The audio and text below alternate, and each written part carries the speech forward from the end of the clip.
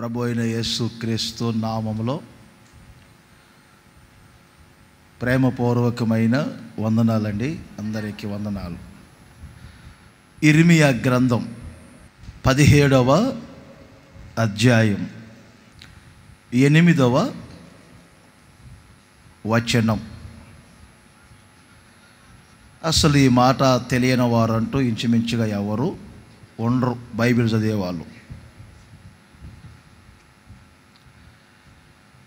జలముల యొద్ద నాటబడిన చెట్టు వలె ఉండును, నీటి కాలువల ఓరను దాని వ్రేళ్ళు తన్నును, వెట్టగలిగిన అంటే శ్రమ కలిగిన దానికి భయపడదు, దాని ఆకు పచ్చగా ఉంటుంది, వర్షము లేని సంవత్సరం చింతలు నొందదు, కాపు మానదు. ఇక్కడ చెట్టును గురించి కాదు వ్రాయబడింది, వ్యక్తిని గురించి వ్రాయబడింది.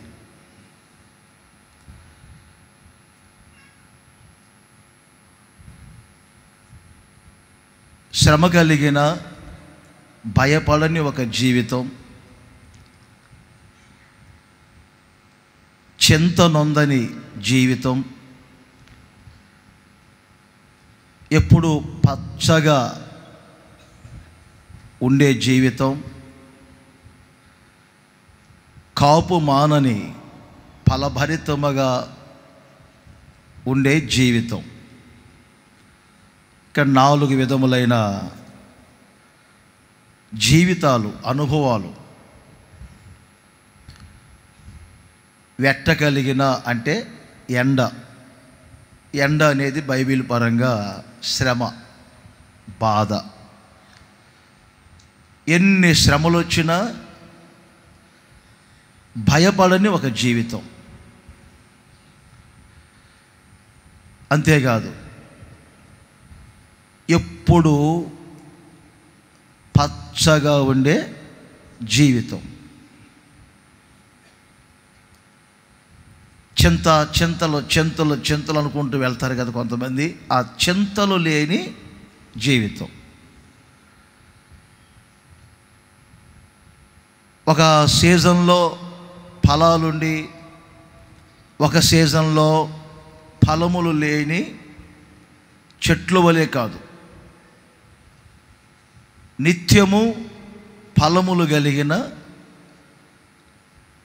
కాపు మానని ఒక ఫలభరితమైనటువంటి జీవితం. Seasonal message.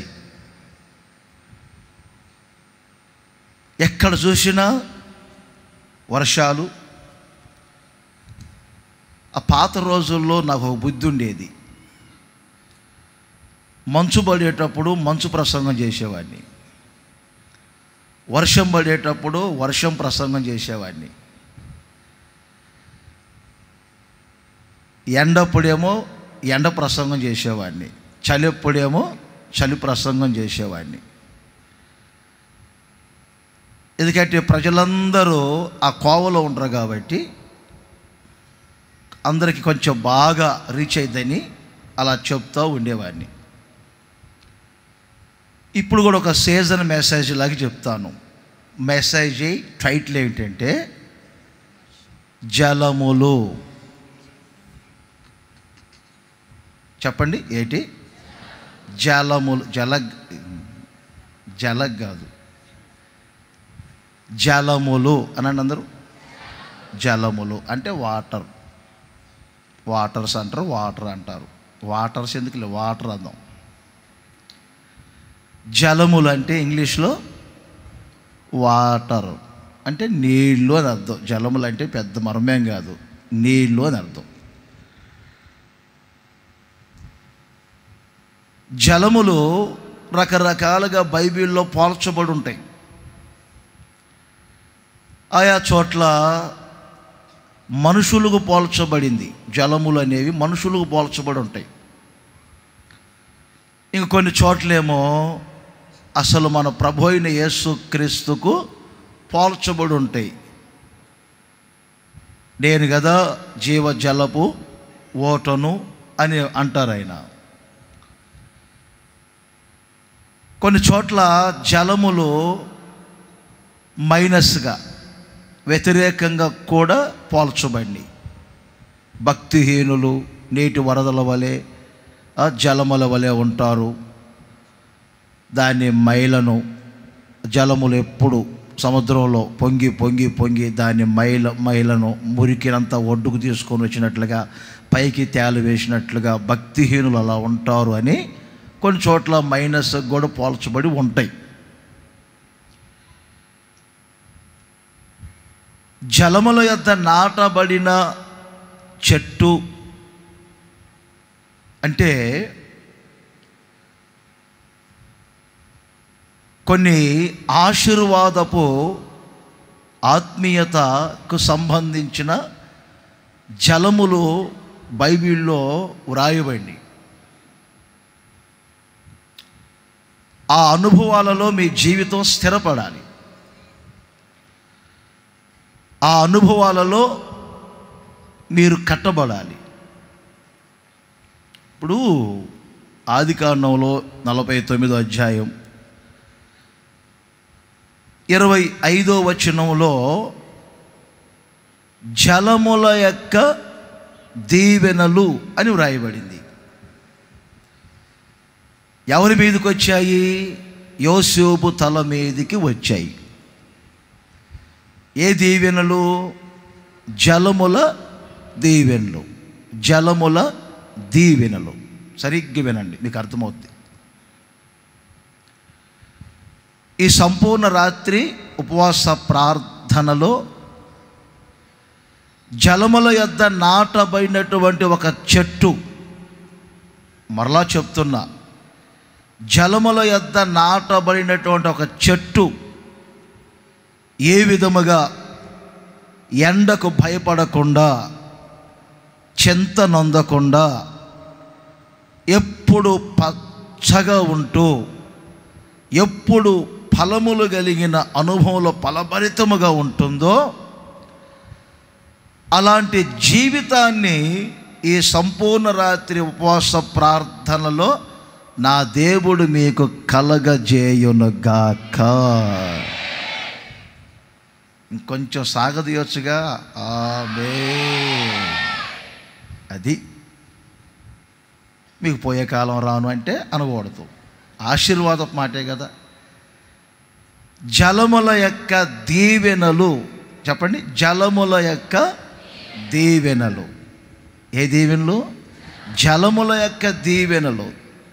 జలముల యొద్ద నాటబడిన చెట్టు ఎలా పచ్చగా ఉంటుందో, చింతలు ఉండకుండా ఎప్పుడు కాపు కాయలు కలిగి ఫలభరితంగా ఉంటుందో, ఎప్పుడు భయపడకుండా ఉంటుందో, అలాగున మీ జీవితాన్ని మీరు రాబోయే రోజులు చేయునుగాక.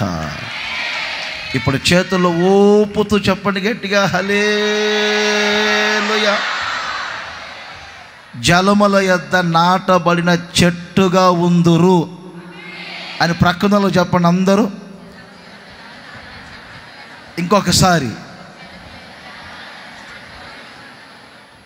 మీరు చెప్పేది ఎలా ఉందంటే, ఇటు చూడండి కదా, నన్ను చూసినట్లు లేరు మీరు. సీరియస్గా చెప్పకూడదు, జలుబులు అనకూడదు, సంతోషంగా చెప్పాలి. పెదవులతో ఆ ప్రహర్షం అగపడాలి. చెప్పండి ఇప్పుడు.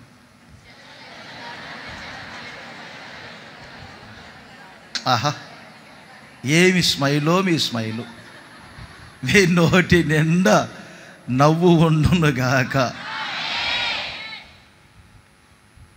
కొన్నిసార్లు ఇదే ఇర్మియా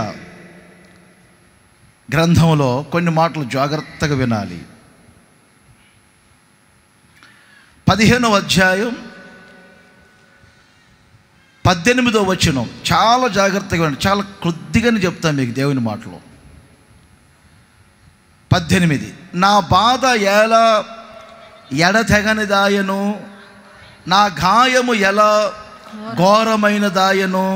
అందరు చదవండి ఈ మాట, అందరు చదవండి. నా బాధ ఎలా ఎడతెగనిదాయను, నా గాయము ఎలా ఘోరమైనదాయను, అది స్వస్థత నొందకపోనేలా నిశ్చయముగా నీవు నాకు ఎండమావులు అవుతువా, నిలువని జలములు అవుతువా. ఇప్పుడు చూడండి, ఏ జలములు ఇవి? నిలువని జలములు, నిలువని జలములు.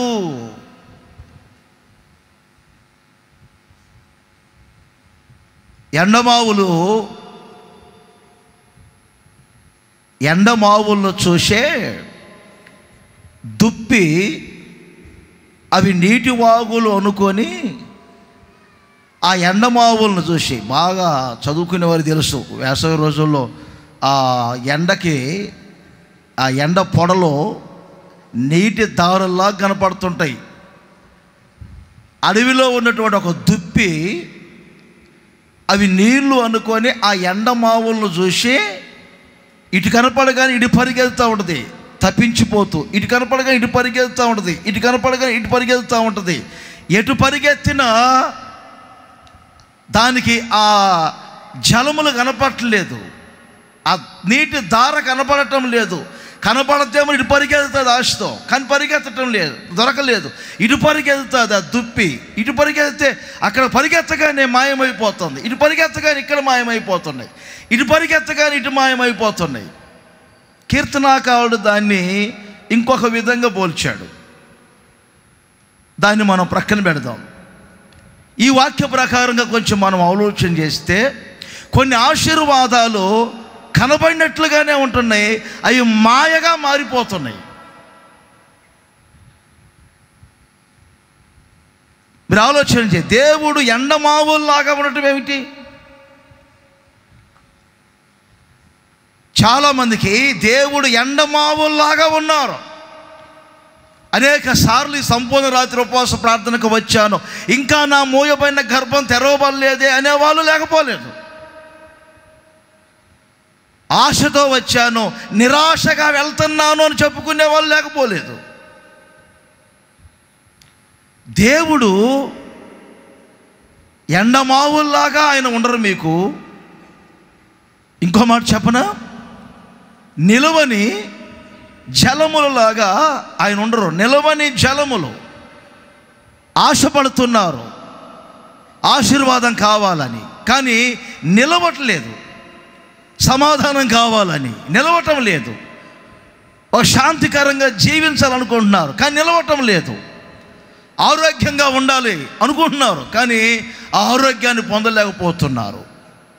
నిలువని జలముల వలె కొన్ని ఆశీర్వాదాలు, ఆత్మీయతలు ఒకవేళ ఇప్పటి వరకు మారాయా? ఇదే ఇర్మియా గ్రంథంలో 9వ అధ్యాయం 15వ వచనాన్ని కూడా మీరు గమనించండి. ఆశపడి కొన్నిసార్లు కొంతమంది వెళ్తున్నారు, కానీ ఆ జలములు కాస్త ఇప్పుడు ఎలా మారినాయి తెలుసా? విష జలములుగా మారిపోయినాయి. విష జలములుగా. ఆలోచన చేయండి. ఇక్కడేమో నిలవని జలములు, ఇక్కడేమో విష జలములు. విష జలములు అవి జలములే, కానీ దాని వెనక ఏమున్నాయి? విషం ఉంది. ఈ రోజున నా దేవుడు మీకు నిలవని ఆశీర్వాదాలు కాదు ఇచ్చేది, విష జలములలాగా ఎవరి చెడు చోటు చేసుకున్న ఆశీర్వాదాలు, ఆత్మీయతలు నా దేవుడు మీకు ఎవరు? నీళ్లు బాగానే ఉన్నాయి, ప్రవహిస్తున్నాయి, కానీ ఆ నీళ్ళల్లో ఏమండి చేదు ఉంది. అందుకే ఇశ్రాయేలు ఇది మారా అని పేరు పెట్టారు. నీళ్ళే అవి, కానీ చేదు ఉన్నాయి. ఎలీషా రోజుల్లో కూడా నీళ్ళ ఊట ఉంది, కానీ ఆ నీళ్ళ ఊట ఏమండి విషపు ఊట. అది ఆ నీళ్లు త్రాగితే దానిలో విషం ఉంది. కొన్ని అనుభవాల్లోనికి వెళ్తున్నారు, విషపు అనుభవాల్లోనికి, చేదు అనుభవాల్లోనికి వెళ్తున్నారు. మా జీవితంలో ఈ రోజున స్వస్థత లేదు, ఎటు వెళ్ళినా పరిస్థితులను చేదైన అనుభవాలే మాకు కలుగుతున్నాయి అనుకునే పరిస్థితులు లేకపోలేదు. ఆ వాక్యంలోనే ఉంది, చేదు కూరలు తినే పరిస్థితి వచ్చిందట, విషజలము త్రాగే పరిస్థితి వచ్చింది. కాబట్టి ఈ సంపూర్ణ రాత్రి ఉపవాస ప్రార్థనలో నిలవని జలములు కాదు, విషజలములు కాదు. యెషయా ప్రవచన గ్రంథం 57:20వ వచనం. ఈ జలాలు ఏ జలాలు ఏమండి? ఎప్పుడు బురదను మైలను పైకి వేసే జలాలు. ఇప్పటి వరకు నిలవని జలముల దగ్గరకు వెళ్ళారా? మీకు తెలుసా, దేవుడు ఒకసారి అంటారు, నీళ్లు నిలవని తొట్లను నా ప్రజలు తొలిపించుకొని 2 నేరాలు చేశారు అంటారు ఆయన.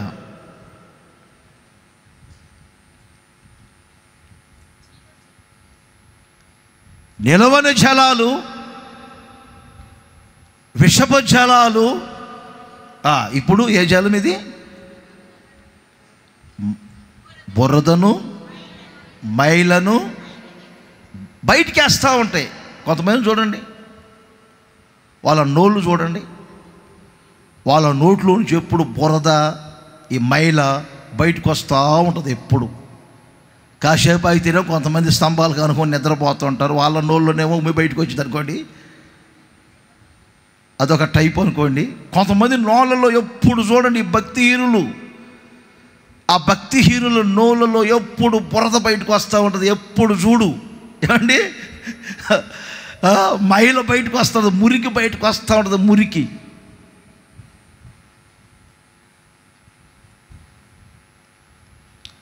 ట్రాక్ అర్థమైంది మీకు? సబ్జెక్ట్ ఏంటి? జలములు. ఏ జలాలు నేను చెప్పేది? నీళ్లు నిలవని జలాలు కాదు. నెక్స్ట్ వన్, విషపు జలాలు కాదు. బురదను మైలను పైకి వేసే జలాలు కాదు. మీరు భయపడకుండా, చింత నొందకుండా, ఎప్పుడు పచ్చగా ఉండి కాపు మానని అనుభవంలోనికి వెళ్ళేటట్లుగా కొన్ని ఆశీర్వాదపు జలములను నా దేవుడు మీకు ఇచ్చునుగాక. ఆ జలముల యొద్ద మీరు నాటబడుదురుగాక, నాటబడుదురుగాక, నాటబడుదురుగాక, నాటబడుదురుగాక. కొట్టాలి, కొట్టాలి, కొట్టాలి, గట్టిగా కొట్టాలి. చాలేదు, ఇంకొంచెం గట్టిగా. సౌండ్ సరిపోలేదు, గట్టి కొట్టమంటున్నా. ఆమేన్. మీకు నచ్చిన పార్టీ గెలిచినప్పుడు కొడతారే, అలా కొట్టండి. ఊరుల్లో మీకు నచ్చిన పార్టీ గెలిచినప్పుడు కొడతారు, అలా కొట్టండి. వామ్మో, మీరు ఎంత దొంగలు అనుకోవాలా నేను? చూశారా, నచ్చిన పార్టీ గెలిచినప్పుడు కొట్టమంటే ఎలా కొట్టారు చూడండి. అంటే మాకంటే కూడా వాళ్ళు గొప్ప వాళ్ళనేగా మీ ఉద్దేశం? అంతేలే, అవునా? చెప్పండి. కొంచెం ఫేస్ రీడింగ్ మార్చి చెప్పండి, చూడలేకపోతున్నా. చెప్పండి. కాదు కదా? కొన్ని ఆశీర్వాదపు అనుభవాలను నా దేవుడు మీకు కలగజేయునుగాక. ఆ జలముల యొద్ద మీరు నాటబడటం అంటే ఆ జలముల యొక్క ఆత్మీయతలు మీకు చెప్తా, ఆ స్వభావాలు ఏమిటో మీకు చెప్తాను. ఒక్కొక్క మాట ఒక 4 మాటలు చెప్తాను, వినండి. ఇర్మియా గ్రంథం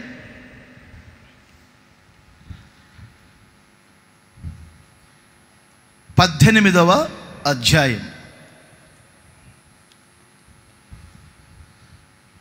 వచ్చిరాని ఇంగ్లీష్లో కూడా ఒక మాట చెప్తుంటాను, క్లూ ఇవ్వండి మీరు. ఏవైనా కొంచెం గ్రామరు మిస్టేక్ అయితే, స్పెల్లింగ్ మిస్టేక్ అయితే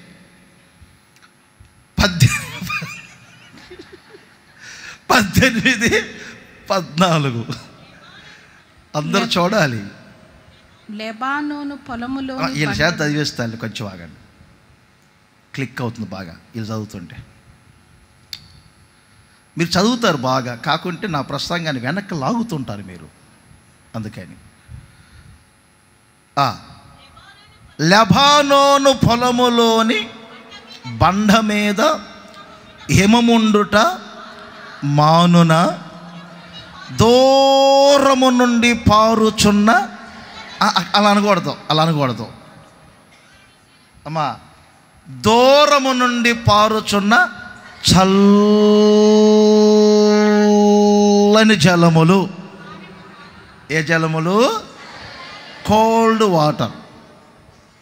చెప్పండి, చల్లని జలములు అండి. లావత్తు పలకాలి అక్కడ. చల్లని. అమ్మా ఎలా ఉంది ఏసీ? చల్లగా ఉంది అంటారా? చెప్పండి, చల్లగా ఉందంటారు. ఆల్ నైట్ కదా, అందుకని ఇలా మాట్లాడుతున్నా. ఇప్పటికీ ఒక ఆమె స్టార్ట్ చేసింది. మరి ఏం చేద్దాం? కోల్డ్ అలా ఉంది. కూల్ అమ్మా, కూల్. ఓకే, చెప్పండి, చల్లని జలములు. చల్లని జలముల యొద్ద మీరు నాటబడుదురుగాక. ఆమేన్. చల్లని జలముల యొద్ద మీ కుటుంబము నాటబడునుగాక. చల్లని జలముల యొద్ద మీరు స్థిరపరచబడుదురుగాక.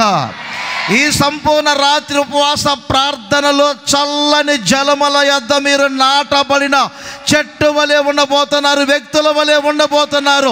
సేవకుని నోట వచ్చిన ప్రతి మాటను మీ జీవితంలో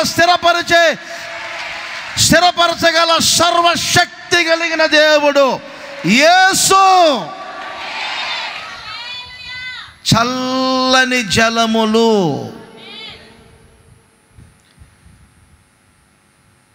దీనికి మరొక అర్థం కూడా చెప్తాను. ఎక్కడో కాదు, మనకందరికి బాగా సుపరిచయమైనటువంటి దావీదు కీర్తన, అది 23వ కీర్తన. మీరు అసలు బైబిల్ కూడా తెరవరు అవసరం లేదు. దాన్ని 2వ వచనంలో శాంతికరమైన జలముల యొద్ద, అది శాంతికరమైన జలములు. శాంతికరమైన జలములు. ఏ జలములు ఇవి? అది చల్లని జలములు అంటే దాని అర్థం ఏమిటి? ఇప్పుడు శాంతికరమైన జలములు. ఇవి ఒక సమాధానాన్ని చూపిస్తున్నాయి. ఒక శాంతికరముగా మీరు బ్రతికే అనుభవం ఇది. చల్లని జలముల యొద్ద మీరు నాటబడటం అంటే ఒక శాంతికరమైనటువంటి జీవితం మీరు చేయాలి. ఒక ప్రశాంతకరమైన జీవితం మీరు అనుభవించాలి. ఒక్కసారి మీరు ఆలోచన చేయండి. ఇప్పటి వరకు మీ వ్యక్తిగత జీవితాలు, మీ కుటుంబ వ్యవస్థ ఎలా ఉంటుంది? దావీదు తన గొర్రెల్ని అలా మేపుకుంటూ వెళ్తున్నప్పుడు తన గొర్రెలలో నుండే తన అనుభవాన్ని మలుచుకున్నారు. ఆయన ఆహారం పుష్టిగా ఉన్న చోట తిని, ఏమండి, గొర్రెలు చాలా పుష్టిగా ఉన్నాయి. అందుకే పచ్చికను వస్త్రము వలె నా గొర్రెలు కప్పుకొని ఉన్నాయి అంటారు ఆయన. అవి పచ్చికలో పండుకొని ఉంటే దావీదు కున్న బుద్ధి ఏమిటంటే, అలా గొర్రెలు మేపుకోవడానికి వెళ్తారు. ఆయన ఒక కొండ మీద ఉంటారు, బండ మీద ఉంటారు, ఒక చెట్టు ఎక్కుతారు, సితార పట్టుకుంటారు, ఆ సితార ప్లే చేసుకుంటూ కూర్చుంటారు. ఆయనకున్న బుద్ధి అది. గొర్రెలేమో శుభ్రంగా పచ్చిక బాగా ఉన్న చోట వదిలిపెడతారు. ఆ పచ్చిక బాగా ఉన్న చోట మేస్తూ ఉంటాయి. దావీదు రోజుల్లోనేమో అది పచ్చిక కలిగిన చోటు. సొలొమోను రోజుల్లోనికి వచ్చేసరికి దాన్ని కొంచెం ఆ చోటుని ఏమండి ఒక గార్డెన్గా చేశాడు, దాన్ని ఒక పొలముగా చేశారు. అందుకే తన అనుభవంలోనేమో షారోను పొలం అనే పదం ఉపయోగించారు. దానికి దీనికి అనుసంబంధంగా ఉంది.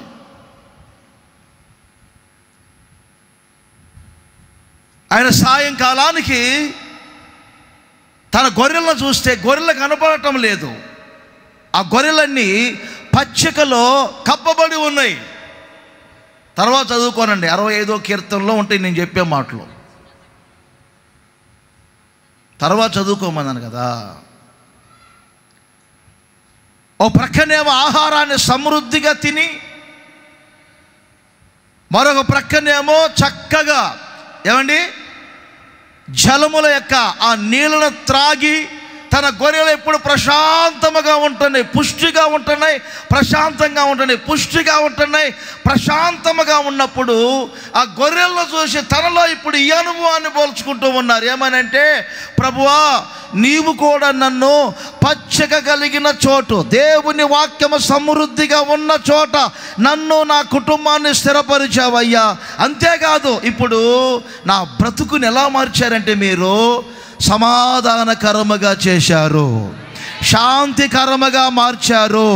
నా మనసుకు ఒక ప్రశాంతం ఉన్నది, నా హృదయములో ఒక ప్రశాంతం ఉన్నది, నా పాదములో ఒక సమాధానపు అడుగుల్లో నడిపించబడుతూ ఉన్నాయి. ఇప్పుడు నేను శాంతికరముగా బ్రతుకుతున్నాను. ఆమేన్ చెప్పండి ఇప్పుడు గట్టిగా. శాంతంగా బ్రతుకుతున్నాను. ఏది శాంతకరముగా బ్రతికే వాళ్ళంతా, సమాధానకరముగా బ్రతికే వాళ్ళందరూ ఒక్కసారి మీరు చేతులు పైకెత్తి గట్టిగా హల్లెలూయా చెప్తే నేను మీ ఫేస్ రీడింగ్ చెప్తా. మీరు అది చాలామంది ఎత్తలేకపోయారు. కారణం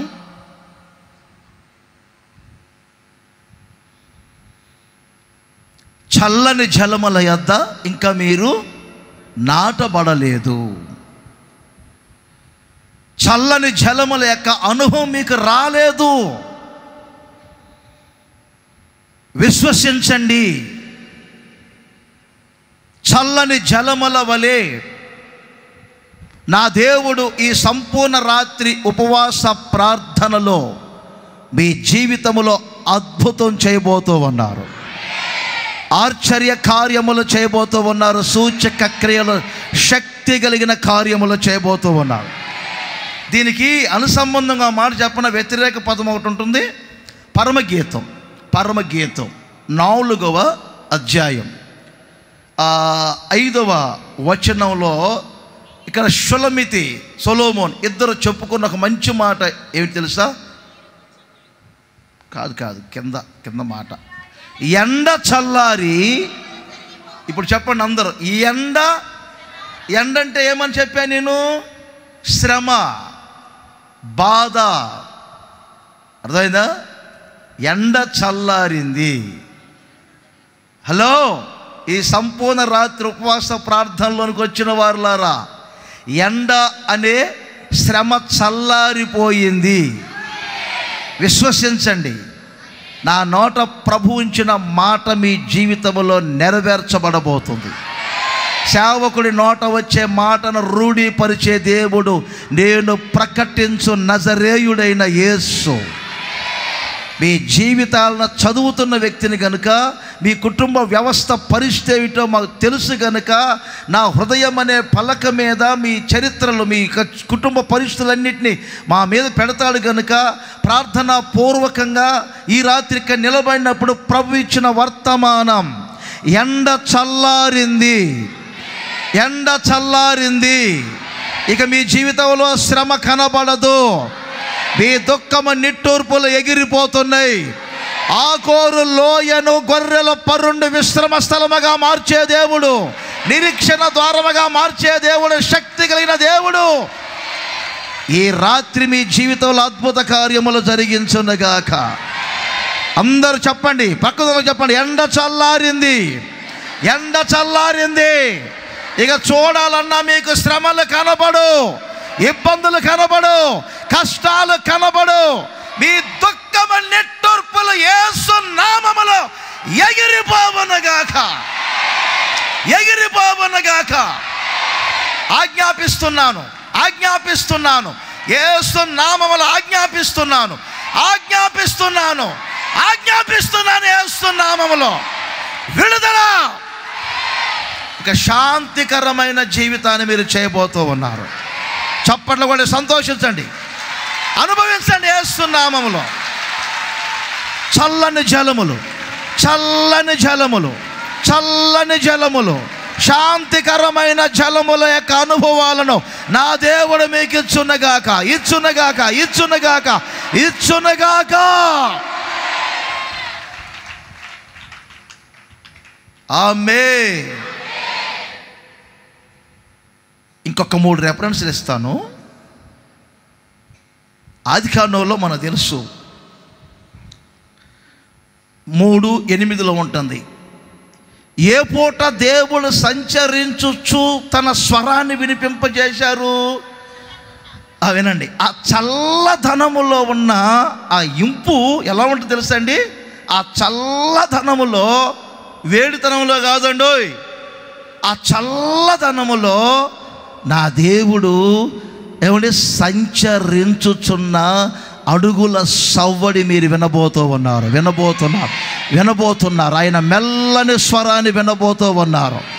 ఆయన స్వరముతో మిమ్మల్ని దర్శిస్తారు. ఆ స్వరము చేత మీరు బలపరచబడతారు, ఆ స్వరము చేత మీరు ఆదరించబడతారు. ఆయన అడుగుల సవ్వడి మీకు ఇక్కడ వినబడబోతుంది.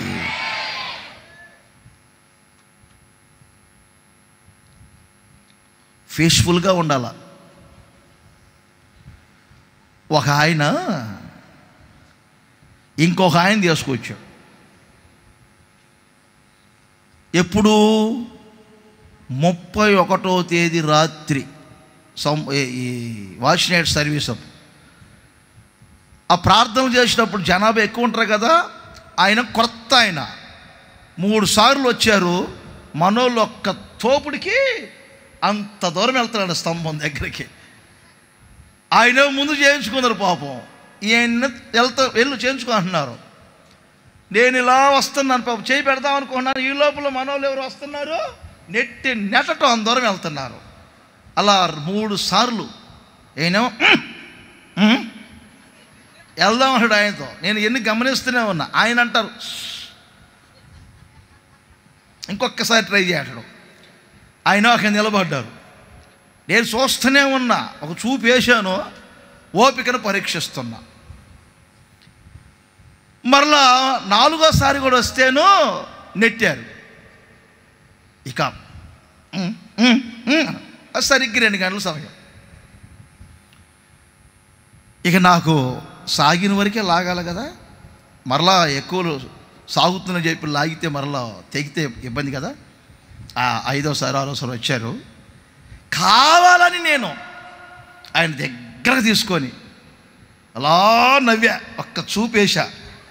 నవ్వి, నిజంగా చెబుతారు, నవ్వి ఇలా దగ్గర తీసుకొని అందరికేమో చేతులు పెట్టుకుంటూ వెళ్ళేవాడిని. ఆయన మీద ఒక భుజం మీద చెయ్యేసి, అర్థమైందా, దగ్గర తీసుకొని ఒక్కసారి ఊపి ప్రార్థన చేసి ఆయనకి మరలా వీపు మీద తట్టి అనుకుంటా.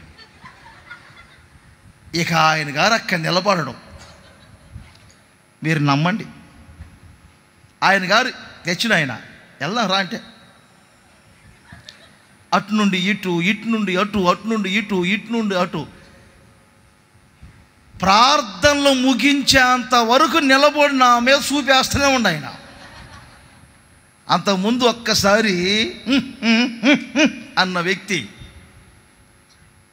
అంతటితో కూడా కాదు, మరలా బాప్తిస్మాలు ఇచ్చి గదిలోకి, రూములోకి వెళ్ళేంత వరకు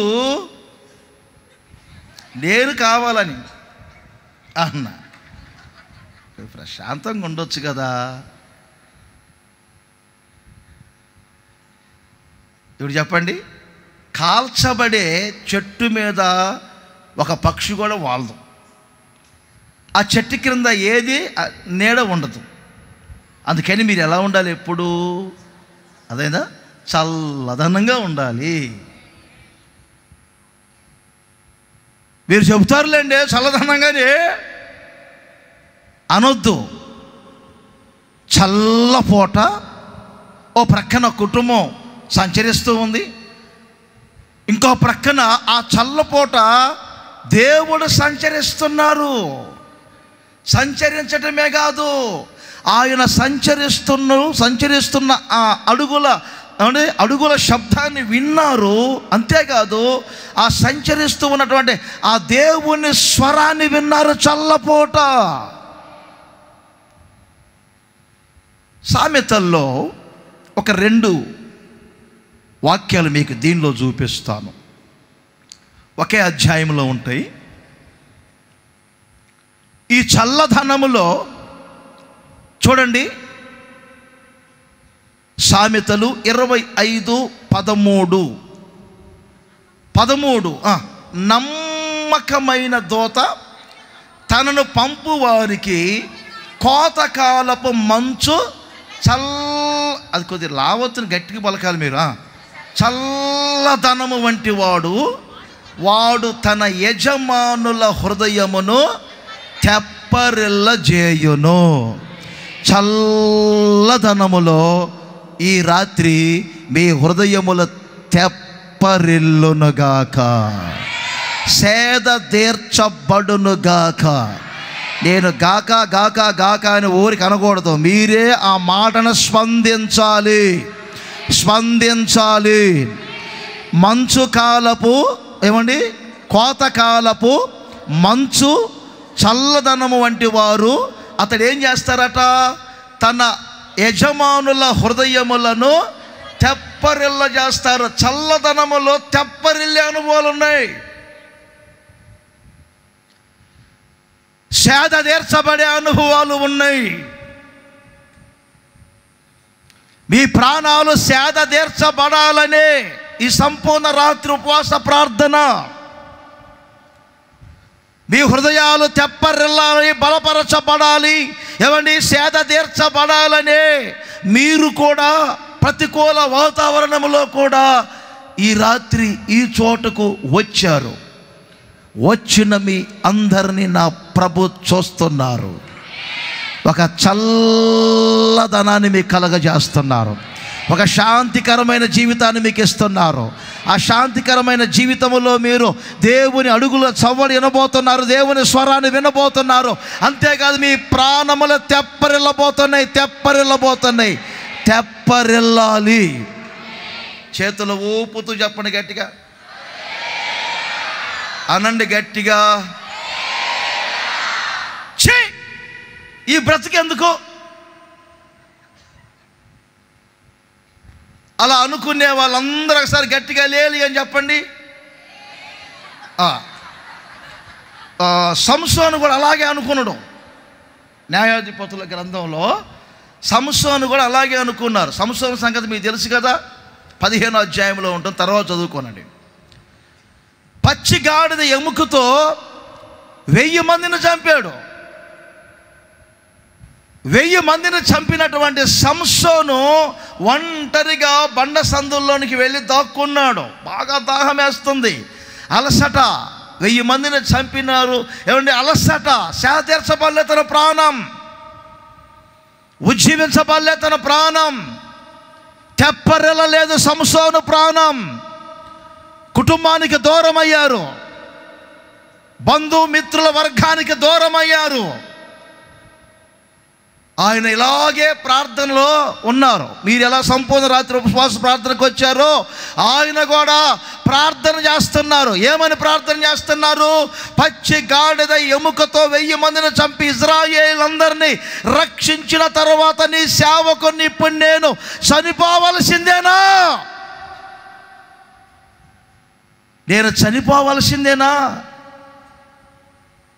నా బ్రతుకు ఇంతటితో ముగింపా? ఎంతమంది లేరు ఈ రోజున?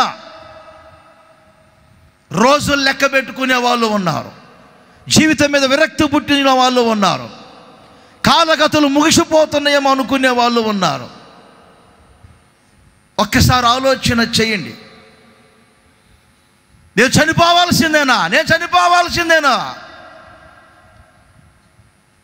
అది ప్రార్థనలో ఈ పదాన్ని ఉపయోగించారు.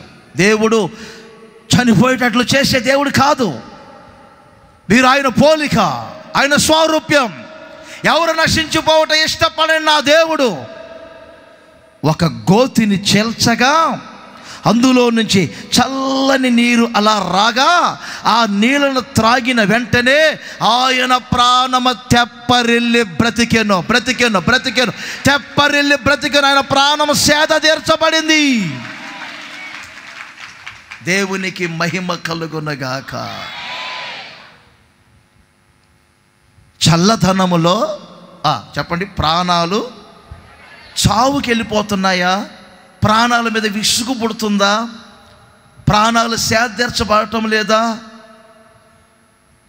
వ్యక్తిగత జీవితంలో, కుటుంబ వ్యవస్థలో, ప్రతికూల పరిస్థితులను బట్టి ఎలా జీవిస్తున్నారు ఒక్కసారి మీరు ఆలోచన చేయండి. నా ప్రభు అయిన యేసుక్రీస్తు మీ కొరకే ఈ మాటలు తెలియజేస్తూ ఉన్నారు. నా దేవుడు పిల్లల మీద విసుగుపడి ప్రాణం విసిగిపోయిందా? భర్త ద్వారా ప్రాణం విసిగిపోయి పరిస్థితుల ప్రతికూలతను బట్టి ప్రాణం విసిగిపోయిందా? మీ ప్రాణములు, మీ హృదయములు తెప్పరిల్లే రాత్రి, మీ ప్రాణములు సేద తీర్చబడే రాత్రి సంసోను ప్రాణము తెప్పరిల్లి బ్రతికినట్లుగా నా దేవుడు మీ హృదయములను తెప్పరిల్ల చేయునుగాక. ఈ రాత్రి సమీపాన ఉన్న మీ జీవితంలో కానీ, దూరాన ఉండి లైవ్లో పాల్గొన్న వారి కుటుంబ వ్యవస్థల్లో కానీ అద్భుతము చేసే రాత్రి ఒక చల్లదనములో జీవితాన్ని మీకు ఇవ్వబోతున్నారు దేవుడు. సామెతల గ్రంథం 25 ఇందాకేమో 13 చదివామా? ఇదన్నీ ఒక కోవకు సంబంధించినదే. దప్పిగొనిన వారికి చల్లని నీరు ఎట్లుండునో దూరదేశము నుండి వచ్చినటువంటి శుభ సమాచారం, మంచి సమాచారం. ఇక్కడ చల్లని నీరు దేని పోల్చాడు? ఇందాకేమో ప్రాణాలు తెప్పరిలే అనుభవాలు పోల్చాడు. ఇక్కడేమో మంచి సమాచారం. ఆమెను చెప్పండి గట్టిగా. మంచి సమాచారం. ఒక సేవకుడిగా చెప్తున్నా, ఏదో ఎమోషన్లు చెప్పే మాట కాదు. నాకేం ప్రమోషన్లు రావు, అర్థమైందా? మేమేదో ఎమోషన్లు చెప్పగానే మాకేమైనా ప్రమోషన్ వచ్చిద్దా? లేదుగా. ఒక సేవకునిగా చెప్తున్నా, ఈ సంపూర్ణ రాత్రి ఉపవాస ప్రార్థన ముగించుకొని మీరు తిరిగి వెళ్తున్న వెంటనే దూరదేశం, మన దూరదేశం అంటే పరలోకమే. మనందరికి దూరంగా ఉన్న దేశం ఒకే ఒక దేశం, అదేది పరలోకం.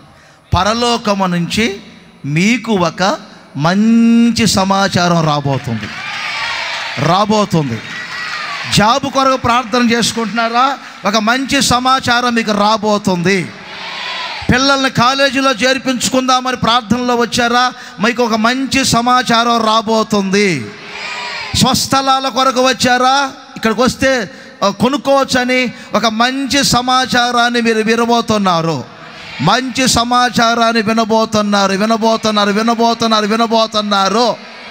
అయ్యా ముక్కని బెంగళూరు పంపించామయ్యా, ముక్కని హైదరాబాద్ పంపించామయ్యా, ముక్కని చెన్నై పంపించామయ్యా, ముక్కని. ఏంటమ్మా మొక్క? ఏ మొక్కమ్మా ఈ మొక్క? ఏ మొక్క? ఇప్పుడు చెప్పండి, ఏ మొక్క అది? ఆమెకి ఏదో క్యాన్సర్ గడ్డ ఉందంట, డాక్టర్లేమో మొక్క కోసి టెస్ట్ కొరకు పంపించారంట.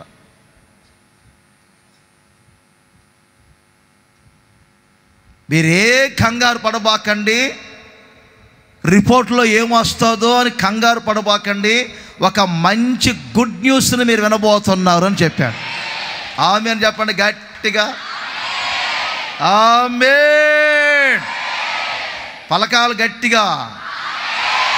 ఆమేన్. మీరు హల్లెలూయా చెప్తున్నప్పుడే పక్కన ఎవరికైనా కునుకు వచ్చినా కానీ ఉలిక్కిపల్లి లేవాలా, అలా ఉండాలి. మీరు ఒక మంచి గుడ్ న్యూస్ని వినబోతున్నారు. ప్రభు చెప్తున్న మాట, మోయబడిన గర్భములతో ఎంతమంది ఇక్కడ ఉన్నారో, ఇక్కడ ఎంతమంది ఉన్నారో చేతులు పైకి ఎత్తండి. ఎక్కడ ఎంతమంది ఉన్నారు? ఒక గుడ్ న్యూస్ని వినబోతున్నారు. మీరు మంచి సమాచారాన్ని వినబోతున్నారు. యేసు నామములో మీ మోయబడిన గర్భం తెరవబడునుగాక. మరలా వచ్చే సంవత్సరం ఇదే రోజుకు మీ పిల్లలను ఎత్తుకొని వచ్చి సంపూర్ణ రాత్రి ఉపవాస ప్రార్థనలో మీరు పేరు పెట్టించుకోవాలి యేసు నామములో. ఆమేన్. ఒక మంచి సమాచారం వినబోతున్నారు. అది చల్లదనం అంటే, వేడిదనం కాదు. చల్లదనం అంటే అది. యోబు దగ్గర కూడా సమాచారాలు వచ్చినాయి. వినండి, ప్రతిదానికి పేపర్ దెబ్బాకండి. మీరు ప్రతి దానికి తిప్పటమేనా? ఆ ఫ్లోలో ఏం చేస్తారో అర్థం కాదు. యోబు దగ్గర కూడా 4 సమాచారాలు వచ్చినాయి. ఏమని సమాచారాలు? యోబు గారు, ఏంటయ్యా, ఇల్లు కూలిపోయిందిగా, పిల్లలు చనిపోయారుగా, పొలాలు ఆస్తులన్నీ పోయినాయిగా. ఇలాంటి సమాచారాలు కాదు, ఒక మంచి సమాచారం నా ప్రభు మీకు వినిపించబోతూ ఉన్నారు. అందుకని ఏ జలములు ఇవి? చల్లని జలములు. అందరు చెప్పండి, చల్లని జలములు. దానికి మరొక అర్థం ఏం చెప్పాను? శాంతికరమైన జలములు. ఒక శాంతికరముగా జీవించే, సమాధానకరముగా జీవించే జీవితం అక్కడ నాటబడాలి. మీరు ఆ అనుభవంలో నాటబడాలి. చూడండి, యెహెజ్కేలు గ్రంథం. దీనికి కూడా మీరు హల్లెలూయా చెప్పాలి గట్టిగా. ఇందాక చెప్పినట్టుగానే చెప్పాలా, తేడా రావాలా అప్పుడు చెప్తా. యెహెజ్కేలు గ్రంథం 36వ అధ్యాయం 25వ వచనం. యావత్తు మావత్తు వద్దులే కానీ శుద్ధ జలం, ఏంటి? Clean water. అక్కడ చూడండి, ఇంగ్లీష్లో కూడాది. ఏ వాటరు? మొదట ఏం చెప్పాను? Cold water, cool water. రెండవది క్లీన్ వాటర్. అందరు చెప్పండి, శుద్ధ. అందుకు ఇంగ్లీష్ బాగానే వస్తుంది. ఏమనుకున్నాను నేనే అనమాట, డల్లు. ఓకే, మంచిది. ఇలాగే నవ్వుతూ ఉండాలి. సంపూర్ణ రాత్రి ఉపవాస ప్రార్థన ఆదివారం చెప్పినట్టుగా నేను డీప్గా చెప్పాను అనుకో, మీరు స్లీప్లోకి వెళ్తారు. అందుకని వ్యవసాయకుల్లాగా అదును చూసి పదును చూసి విత్తనం పడేయాలి. అది శుద్ధ జలం. ఎక్కడ నాటబడాలి? మీరు శుద్ధ జలము దగ్గర నాటబడాలి. ఇప్పుడు కూడా చెప్పాలిగా, ఇందాక చెప్పినట్టుగా. శాంతికరమైన జలములు అనినప్పుడు ఎంత హుషారుగా చెప్పారో ఇప్పుడు కూడా అంత హుషారుగా చెప్పాలి. శుద్ధ జలము దగ్గర మీరు నాటబడదురుగాక. శుద్ధ జలము దగ్గర మీరు నాటబడదురుగాక. శుద్ధ జలము దగ్గర మీరు నాటబడాలి. శుద్ధ జలముల యొక్క మీరు నాటబడాలి, నాటబడాలి, నాటబడాలి. అలా శుద్ధ జలము ఏం చేస్తుంది? మీ అపవిత్రత యావత్తు పోవునట్లు, మీ అపవిత్రత యావత్తు పోవునట్లు. ఇంకొంచెం పైకి వెళ్తే, మీ విగ్రహముల వలన కలిగిన మీ అపవిత్రతను నేను తీసివేస్తాను. భౌతికముగా లోకములో ఉన్న విగ్రహాలు, వాటిని గురించి కాదు బైబిల్ చెప్తుంది. మీ విగ్రహముల వలన కలిగిన అపవిత్రత అంటే లోకములో పెట్టుకునే విగ్రహాల గురించి కాదు. తెలియకుండా మనిషి జీవితంలో కొన్ని విగ్రహాలు బయలుదేరుతున్నాయి, కొన్ని విగ్రహాలు ప్రవేశిస్తున్నాయి. ఆ విగ్రహముల వలన, ఆ దేవతల వలన మనిషి అపవిత్రులైపోతూ ఉన్నారు. ఆ అపవిత్రత ద్వారా మనిషి జీవితంలో సంతోషం ఉండదు, ఆరోగ్యం ఉండదు, సమాధానకరమైన జీవితం లేని పరిస్థితులు. అందుకే శుద్ధ జలం కావాలి. ఒక శుద్ధ జలం యొక్క అనుభవం మీకు ఉండాలి. జకర్యా పుస్తకం 13వ అధ్యాయములో మొదటి వచనాన్ని కూడా ఒక్కసారి నోట్ చేయండి. జకర్యా పుస్తకం 13 మొదటి వచనం. ఆ దినమున పాపమును అపవిత్రతను పరిహరించుటకై దావీదు సంతతి వారి కొరకు, యెరూషలేము నివాసుల కొరకు ఊట ఒకటి తీయబడును. ఎందుకు అపవిత్రత అంతా పోవునట్లు, పాపము పరిహరించబడినట్లు. నా ప్రియమైన సహోదరులారు, ఒక్కసారి మీరు ఆలోచన చేయండి.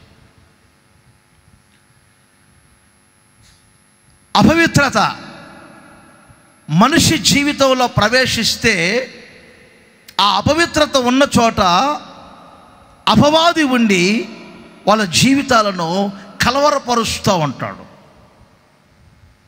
ఒక చిన్న ఉదాహరణ చెప్తాను, నన్ను చూడండి. శ్రేష్టమైనటువంటి గోధుమలను ఇత్తాడు ఒక రైతు. ఆ శ్రేష్టమైన గోధుమలలో నుంచి సరైన పంట వస్తుందని ఎదురు చూస్తున్నాడు.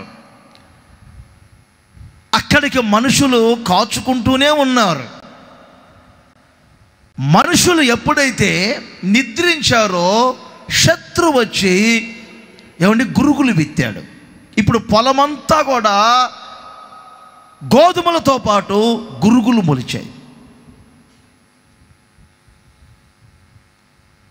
పనివాళ్ళు యజమాని దగ్గరికి వెళ్ళి అడిగారు, అయ్యా, మనము విత్తినది శ్రేష్టమైన గోధుమలు కదా, మీ గురుగులు ఎక్కడి నుండి వచ్చాయి? మీరిప్పుడు సెలవిస్తే వెంటనే వాటిని పెరికి వేస్తాం. ఈ ఎలక్కడి నుంచి వచ్చాయి. విత్తినటువంటి వ్యక్తికి, యజమానుడికే తెలుసు. ఇక్కడ కాచుకునే వారికి తెలియదు, గోధుమలకు తెలియదు. బైబిల్ చెప్తుంది, కాచుకునే వాళ్ళు సేవకులు, గోధుమలేమో విశ్వాసులకు సూచనగా ఉంటుంది, నీతిమంతులకి, రాజ్య సంబంధులకి. గోధుమలు ఎత్తిందేమో దేవుడు, గురుగులు విత్తిందేమో సాతాను.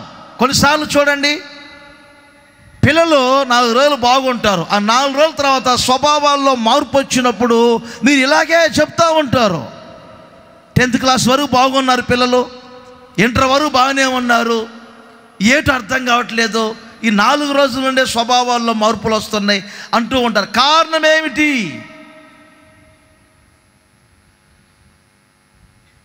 సాతాను తెలియకుండానే కొన్ని పర్యాయాలు గురుగులు విత్తుతాడు, అంటే స్వభావాలు మారుస్తాడు.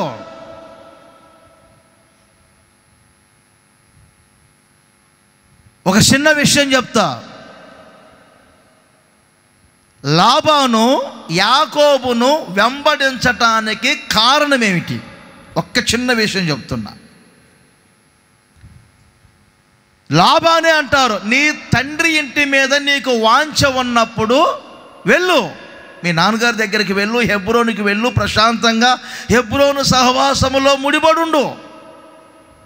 హెబ్రోనుకి వెళ్ళబోతున్నావు, అయితే నేను ఎందుకు వెంబడిస్తున్నా నిన్ను?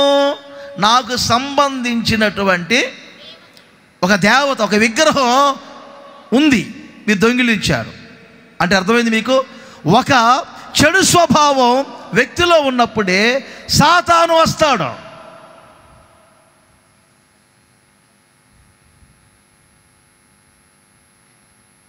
ఆశీర్వాదాలలో ఒక అనుభవం ఏమిటంటే, మీ అపవిత్రత యావత్తు పోగొట్టుకొని మీరు పరిశుద్ధముగా జీవించటమే ఆశీర్వాదాలలో ఒక స్వభావం.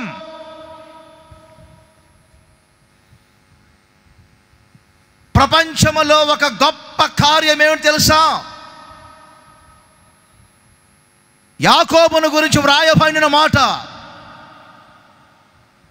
యాకోబు జీవితంలో దేవుడు ఈ కార్యము చేసి ముగించారు. ఏమిటి ఆ కార్యం చేసి ముగించింది? ఆలోచన చేయండి. కొండలారా చప్పట్లు కొట్టండి, రాళ్ళలారా గంతులు వేయండి, ఆ నదులారా చప్పట్లు కొట్టండి, ఓ ఎన్ని చెప్పారు యాకోబుని గురించి మాట్లాడేటప్పుడు. ఎందుకంటే దేవుడు ఈ కార్యము చేసి ముగించారు. ఏ కార్యం చేసి ముగించారు?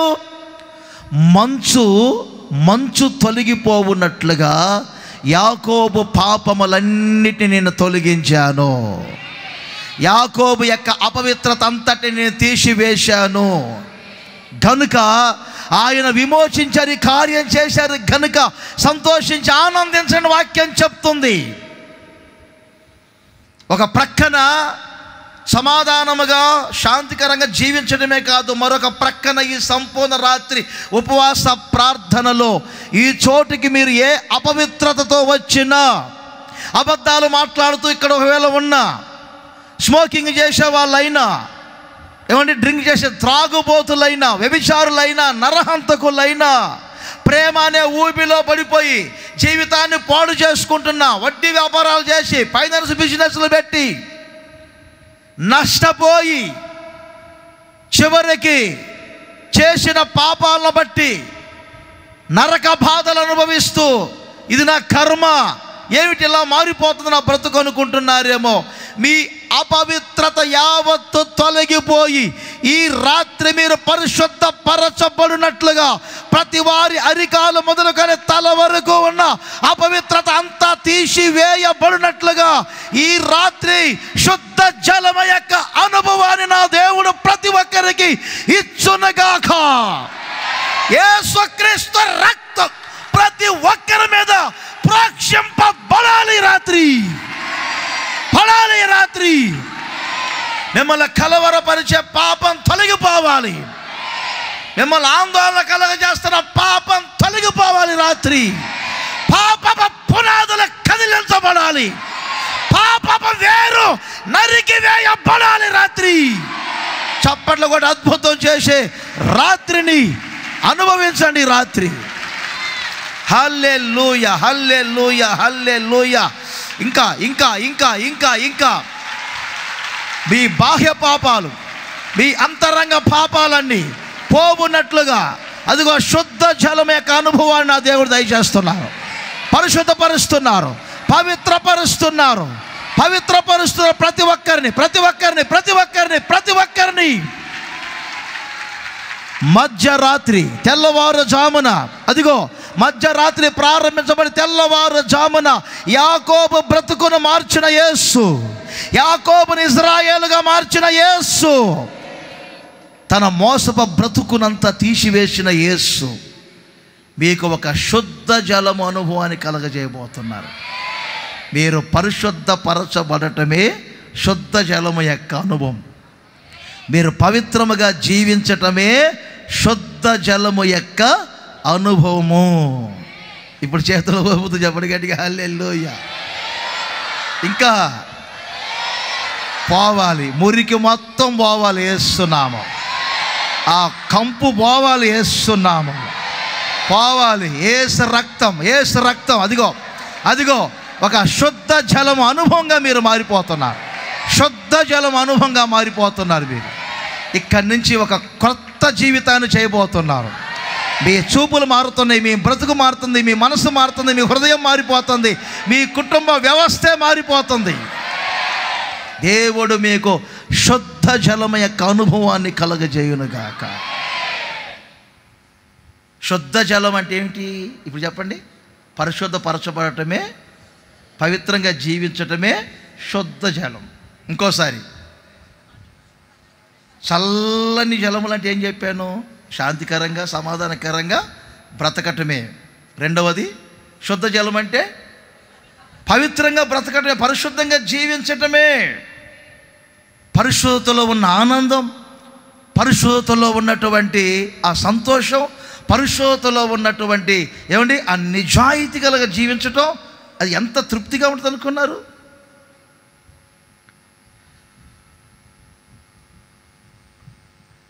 మోసాలతో బ్రతికే బ్రతుకు ఏ రోజుకైనా కలవరపరచడమే. అందుకే మీకు శుద్ధ జలం కావాలి. ఆ శుద్ధ జలము దగ్గర మీరు నాటబడాలి. నాటబడబోతున్నారు మీరు. శుద్ధ జలముల యొద్ద నాటబడబోతున్నారు మీరు అంతా. ఆమేన్ చెప్పండి ఇంకోసారి. చేతుల్లో ఊపుతూ చెప్పాలి గట్టిగా, హల్లెలూయా హల్లెలూయా హల్లెలూయా హల్లెలూయా. అర్థమైందా? కొన్నిసార్లు చూడండి, సౌలుతో సమూయేలు చెప్పాడు, నేనేమి తప్పు చేశాను, అక్కడికి యుద్ధానికి వెళ్ళాను, కొన్ని తీసుకొచ్చి కొవ్వుపెట్టినటువంటి పశువులను తీసుకొచ్చాను, దేవునికి బలి అర్పించాలని. అదే కదా నేను చేసిందంటే, అప్పుడు సమూయేలు సౌలుతో అంటాడు, తిరుగుబాటు చేయుటయు సోదె చెప్పుటై అను పాపముతో సమానం, మూర్ఖతను అగపరుచుటయు మాయా విగ్రహములను పూజించుటతో సమానం. మనం ఆదికాండంలో చూస్తేనేమో ఆ దొంగ మనిషి పెట్టుకుంది విగ్రహాన్ని, ఎవరు? రాహేలక్క. ఇక్కడ చూస్తేనేమో సౌలు పెట్టుకున్నాడు. స్వభావాలు పాత నిబంధనలు ఇంకా చూస్తేనేమో అర్థమైందా? అందరి దగ్గర ఏమండి ఉన్నటువంటి విగ్రహాలన్నింటినీ తీసి యాకోబు ఏం చేశాడు? మస్తకి క్రింద వృక్షం కింద పాతి పెట్టాడు. మీ విగ్రహాలు దేవతలన్నీ తీసేయండి, స్వభావాలు మార్చుకోండి, మిమ్మల్ని మీరు శుద్ధి చేసుకోండి, శుద్ధి శుద్ధి శుద్ధి శుద్ధి శుద్ధి శుద్ధి శుద్ధి శుద్ధి. చేపలను మీరు పైనే తవ్వుతారా, లోపల కూడా కోసి ఏమైనా క్లీన్ చేస్తారా? కొంచెం చేపల కూర ఉండేవాళ్ళు చెప్పండి. ఒక ఆమె ఏం చేస్తే తెలుసా, పైన లోపల అసలు కడగకుండానే భర్త కొని పెట్టిందంట. ఏటిది? చేపల కూర. తినేటప్పుడు మరలా భార్యలు పక్కనే ఉండి కౌంటర్లు వేస్తూ ఉంటారు, ఆయన స్పందన చూస్తుంటారు. ఏసన్న గారు అందుకే కావాలని చెప్తారంట. నలుగురు ఎవరైనా కూరలు వండి అన్న తినేటప్పుడు చూస్తూ ఉంటారు కదా, వాళ్ళని గమనించాలని. బాగున్న దాన్నేమో బాగలేదని చెప్తారంట, బాగలేని దాన్నేమో బాగుందని చెప్తారంట. ఒక ఆమెకు చెప్పారంట, ఈ ఒక్కటేంటో నమ్మకలాగా ఉంది, ఈ మూడు బాగున్నాయి అనగానే ఆమె అనదంట, అన్నయ్య ఈ మూడు నేనే వండింది, ఇదొక్కటే నన్నయ్య టెల్లొచ్చేసరికే మా ఆడపెట్టు వండింది. అసలు సంగతి ఏంటంటే ఈ మూడే చండాలంగా ఉన్నాయంట. ప్రక్కన కూర్చొని మరలా స్పందన ఎలా ఉందా అని చూస్తుంటారు, తింటా ఉన్నారు. బాగుందా? బాగానే ఉందలే, కానీ అంటే ఏం చేద్దాం, వాళ్ళు డామినేట్ ఎక్కువైపోతుంది. టీవీ 9 వాళ్ళు నిన్న ఒక న్యూస్ చెప్పారు, నాకు తెలియదు కానీ ఈ తక్కువ వింటుంటాను. ఈ మధ్య అట ఎక్కువగా భార్యలే భర్తలను చంపుతున్నారంట. నిజమో కాదో నాకు తెలియదు. టీవీ 9 వాళ్ళు నిన్న ఏదో చెప్తుంటే విన్నా. నిజమేనా ఏమ్మా? మీరు ఒప్పుకుంటున్నారా? నిజమేనండి. ఏంటి చేపల కూర బాగలేదు అన్నారనే? సరే వినండి, బాగానే ఉందలే కానీ మరి గోని అంటే అదేదో ఒక లాంటి వాసన వస్తుంది, కంపు వాసన వస్తుందంటే ఆమె సింపుల్గా చెప్పారట, అదే చేపలు ఎప్పుడు నీళ్ళల్లోనే ఉంటాయి కదా అని నీళ్ళతో కడక్కుండా వండానులే. సబ్బుల కంపెనీలోనే పనిచేస్తున్నానని అతడు సబ్బుతో స్నానం చేయకపోతే కంపు కొట్టదా?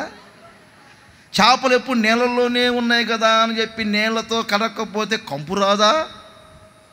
మేము క్రైస్తవ బిడ్డలమే పుట్టిన దగ్గర నుంచి అని చెప్పుకుంటూ ఉంటే కంపు కొట్టదా? అందుకే శుద్ధ జలము కావాలి. అర్థమైందా? శుద్ధి చేసుకోవాలి, మారు మనసు పొందాలి. చలి కొడతా బాప్తిస్మాలు పొందటం లేదో, అమ్మో నా వల్ల కాదేమో, ఈరోజు పొందండి, లేదా ఆగస్టు 15వ తేదీ బాప్తిస్మాలు ఇవ్వబడతాయి. అర్థమైందా? వెంటనే నిలువెల్ల మీరు పవిత్రపరచబడుదురుగాక. మీకు ఒక సంగతి తెలుసా? యోహాను సువార్త 13లో ఉంటుంది, మీరు చూడండి, నేను చెప్తాను. యేసయ్య ఒకసారి పాదాలు మొత్తం కడుక్కుంటూ వెళ్తున్నారు. పాదాలు కడుక్కుంటూ వెళ్తున్నప్పుడు ఈ పేతురు ఉంటాడే, మహాదుడుకు. ఆయన పనులేమో ముందెళ్తుంటాయి, జ్ఞానమేమో వెనక వస్తుంటుంది. ప్రతి దానికి దుడుగ్గా మాట్లాడతారు, కొంచెం నిదానించి ఆలోచించరు. అప్పటికప్పుడే ప్రభువా మీరేంటి నా పాదాలు కడగటం, ఇది ఆయన ఎగస్టాలు. ఎవరు అభ్యంతరం పని? నేను అభ్యంతరం పన్ను. ఇంకొక రోజు పన్ను కట్టరా మీ బోధకుడు, ఎందుకు కట్టరా, కడతావు మాకే తక్కువ. ఇది అర్థం చేసుకోడు, ముందు వదులుతాడు ఒక మాట. కానీ కొంచెం ఆయన గద్దిస్తేనేమో మరలా నాకు ఎందుకు లేని చెప్పి, అర్థమైందా? ఈ టైపు. అందుకే ఏసన్న అంటారు, పెడితేనేమో పెళ్ళి కోరుకుంటాడంట, పెట్టకపోతే ఏమో దినం కోరతాడంట. యేసయ్య అన్నారు, నిన్ను నేను ఈ నీళ్లతో కడగకపోతే, ఈ నీళ్ళు అనుభవం నీకు లేకపోతే అసలు నీకు నాకు పాలు పంపులు లేవు కదా అన్నారు. మరలా ఇప్పుడు ఆ మాట అనగానే ఇప్పుడు మరలా చూడండి, యేసయ్యకి ఇంకొంచెం శ్రమ పెడుతున్నాడు. ఏమని? అయితే నన్ను అంతా కడుగనడు. ఇది ఏంటి అసలు? నేను కానీ ఆయన దగ్గర ఉంటే బాగుండేదే. యేసయ్యకి మరలా శ్రమ పెడతారు, మొత్తం కడుగునని. యేసయ్య ఏమన్నా తెలుసా? మీరు స్నానం చేశారు, మీరు ఇప్పుడు పవిత్రులై ఉన్నారు. అర్థమైందా? పవిత్రులై ఉన్నారు అంటే శుద్ధ జలం అనుభవం మనల్ని ఏం తెలియజేస్తుందంటే, స్నానము చేసిన శరీరముల గల వారిమిగా మనల్ని మారుస్తుంది. ఒక భౌతికంగా స్నానము చేసిన శరీరాలు ఎంత శుద్ధముగా ఉంటాయో, ఇటు మీరు ఏమండి బాహ్య జీవితం కానీ అంతరంగ జీవితము కానీ స్నానము చేసిన శరీరముల గలవారై పరిశుద్ధముగా జీవించుదురుగాక. అరికాలు మొదలుకొని తల వరకు నిలువెల్ల ఉన్న అపవిత్రత అంత నా దేవుడు తొలగించునుగాక.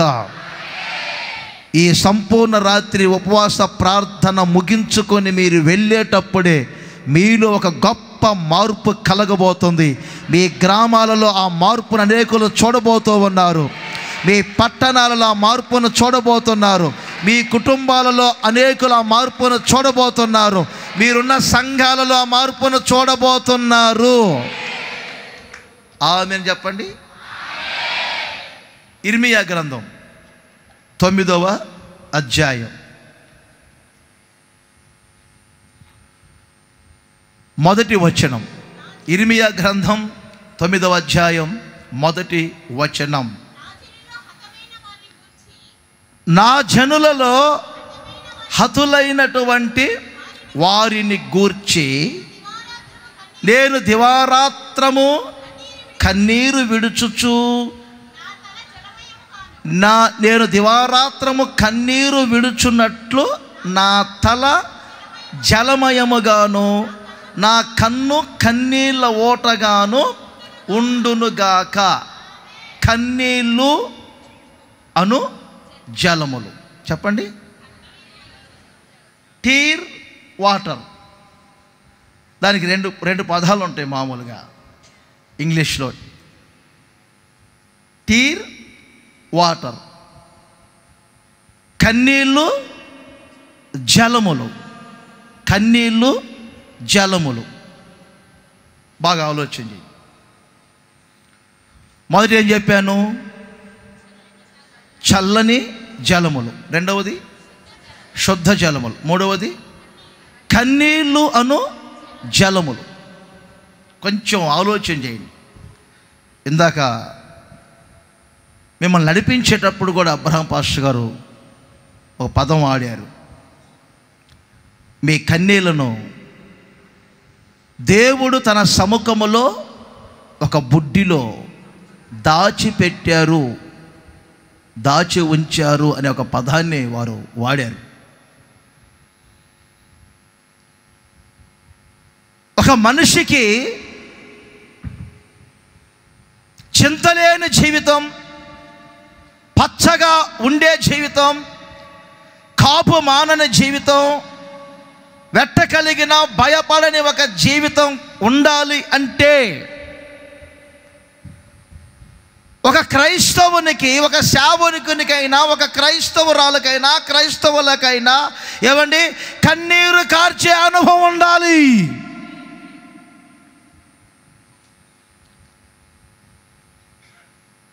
దేవుని సముఖములో కన్నీరు కార్చే అనుభవం ఉండాలి. మరొకసారి చెప్తున్నా, కన్నీరు కార్చే అనుభవం ఉండాలి. ఇర్మియా సమర్పించుకొని సేవ చేసేవారు. ఇర్మియా కన్నీరు తన వ్యక్తిగత జీవితాన్ని బట్టి కాదు. ఇర్మియా కన్నీరు తన కుటుంబ వ్యవస్థను గురించి కాదు, లేకపోతే తన బంధువర్గాల గురించి కాదు. ఇర్మియా కన్నీరు తల్లి గర్భములో రూపింపబడక మునిపే దేవుడు తనని ఎరిగారు. తల్లి గర్భములో పైనది మొదలుకొని దేవుడు ఇర్మియాని ప్రతిష్ఠిస్తూ వచ్చారు. నేను బాలుని అనవద్దు, నీ నోట నా మాటలు ఉంచాను అని నేను నిన్ను ప్రతిష్ఠించుకున్నాను. తల వెంట్రుకల కంటే ఎక్కువగా ఇర్మియాకు శత్రువులు ఎదురయ్యారు.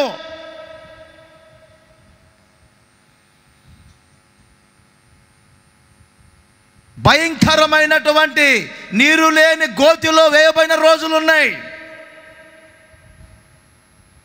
కొట్టబడిన రోజులున్నాయి, అవమానపరచబడిన రోజులున్నాయి. కొన్నిసార్లు ప్రభువా నీ పేరు ఎత్తుతుంటే ఇదిగో నాకు ఇలాంటి నిందలు అవమానాలు వస్తున్నాయి అయ్యా, నీ పేరు నేను ఎత్తను, నిన్ను గూర్చి మాట్లాడను అని అనుకుంటే, కాసేపు అలా అనుకుని ప్రక్కనుంటే ఆయన మాట ఇర్మియా గుండెలో అగ్ని జ్వాల వలె మండుతుంది. చెప్పక నేను మానలేనయ్యా, నిన్ను అనుసరించక నేను మానలేను, చెప్పక నేను మానలేను, అనుసరించక నేను మానలేనయ్యా. ఇర్మియా మరి ఎందుకు ఇప్పుడు కన్నీరు కారుస్తున్నారు? తనకేదో నిందలు వచ్చాయని కాదు, తన మీదకి ఏదో అవమానాలు వచ్చాయని కాదు. వచ్చే అవమానాల గురించి కన్నీరు కార్చాల్సిన అవసరం లేదు. ఆ అవమానానికి రెట్టింపు ఘనత ఉంది కాబట్టి, ఆ నిందలకు భయపడాల్సిన అవసరం లేదు. ఎందుకంటే ఆ నిందకు తగిన ప్రతిఫలం ఉంది కాబట్టి. మరి ఇర్మియా కన్నీరు ఎందుకు ఇప్పుడు? తన జనులలో హతులైతున్నటువంటి ప్రజలను గూర్చిన కన్నీరు. ఆయన కన్నీరు కారుస్తూ ఉంటే ఆ కన్నీరు ఏమండి ఒక్కసారి చూడండి, జలమయముగా మారిపోయింది. జలమయముగా ఆయన తల మొత్తం కూడా ఏమండి ఆ కన్నీళ్లతో తడపబడింది. ఆయన పడక తడపబడింది. ఆయన తల మొత్తం జలమయముగా మారిపోయింది, జలమయముగా మారిపోయింది. ఆరోగ్యం బాగలేదని ఏడుస్తున్నారు. రకరక కన్నీర్లు ఉన్నాయి. వాళ్ళు బాగా బ్రతుకుతున్నారంటే వారవలేక ఏడ్చే ఏడ్పులున్నాయి. లేకపోతే మీకు సంబంధించినటువంటి అవసరాల కొరకు ఏడ్చే ఏడుపులు ఉన్నాయి. పౌలు గారు అదే అంటారు. రెండు విధములైన కన్నీర్ల గురించి మాట్లాడారు పౌలు గారు. కొరింథీయులకు రాసే 2వ పత్రిక 7వ అధ్యాయం 10వ వచనములో ఇక్కడ దైవ చిత్తానుసారమైన దుఃఖం ఒకటి ఉన్నది, లోక సంబంధమైనటువంటి దుఃఖము ఉన్నది. లోక సంబంధమైనటువంటి దుఃఖం అంటే ఏమిటి? ఏమి ధరించుకోవాలి, ఏం పూజించాలి, ఏమిటి జాబ్ కావాలి, స్థలం కావాలి, పొలం కావాలి, పిల్లల చదువులు, డబ్బు కావాలి, అప్పులు తీరిపోవాలి, బ్రతికేమిటి, ఇదే గొడవ, ఇదే గొడవ. రోజులు గడిచే కొలది మార్పులు రావద్దా? దైవ సన్నిధిలో మీ ఆత్మీయ జీవితాన్ని పరిశీలన చేసుకుంటూ కన్నీరు కార్చే అనుభవం ఉన్నదా? యేసు రక్తం వ్యర్థమైపోతుందేమో. యేసు మన కొరకు సిలువ వేయబడ్డారు కదా, గాయపరచబడ్డారు, ప్రాణం పెట్టారు, రక్తం కార్చారు. మన కొరకు యేసయ్య శ్రమ పొందారని ఆ సిలువ వేయబడిన యేసుక్రీస్తు ఎవరి కన్నుల్లో ప్రదర్శించబడుతూ ఉంటారో వారు దైవ సన్నిధిలో కన్నీరు కారుస్తారు. నా కుటుంబ సభ్యులు రక్షణ పొందాలి, నా బంధుమిత్రుల రక్త సంబంధులంతా రక్షణ పొందాలి. అయ్యో, నా కుటుంబ సభ్యులు ఇంకా రక్షణ పొందలేదే, నా బంధువర్గం అంతా రక్షణ పొందలేదే. ఇంకా ఎప్పుడు ప్రభు రాకడ సమీపిస్తుంది. ఆవిరెగిరిపోయినట్లుగా కాలం గతించిపోతుంది. ఎప్పుడు రక్షించబడతారు? మారన్న భర్త ఎప్పుడు రక్షించబడతారు? ఏ రోజైనా కన్నీరు కార్చారా? యవనస్తులైన నా పిల్లలు పాడైపోతున్నారని ఏ రోజైనా దైవ సన్నిధిలో కన్నీరు కార్చారా? ఆత్మానుసారముగా జీవించే జీవితం అలాగే కొనసాగాలి, శరీరానుసారంగా మేము మారకూడదని ఏ రోజైనా కన్నీరు కార్చారా? నా గ్రామం నశించిపోతుంది, నా పట్టణం నశించిపోతుంది అని ఏ రోజైనా కన్నీరు కార్చారా? మా దేశం అన్యాయం ఎక్కువై పెరిగిపోతుంది. మా దేశంలో మా దేశం ప్రశాంతంగా ఎప్పుడు ఉంటుంది? మా దేశం ఎప్పుడు రక్షణ పొందుతుంది? మా దేశంలో ఎప్పుడు పాపం తొలగిపోతుంది? నన్ను బట్టి నా దేశం మారాలి.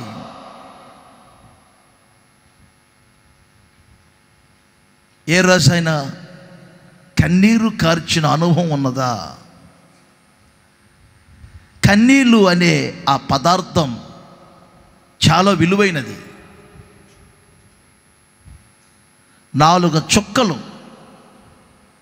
దేవుని సన్నిధిలో మీరు రాల్చితే ఆ కన్నీటికి చాలా విలువలు ఉన్నాయి.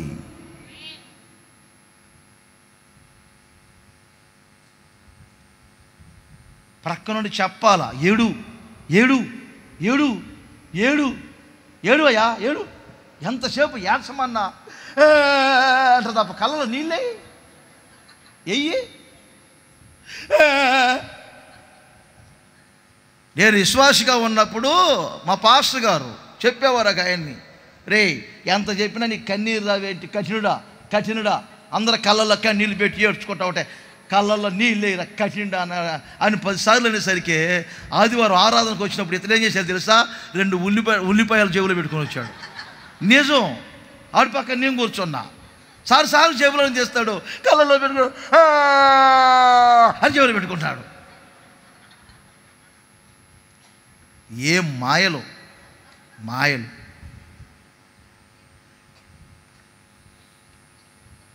ఏది కన్నీరు? ఏది?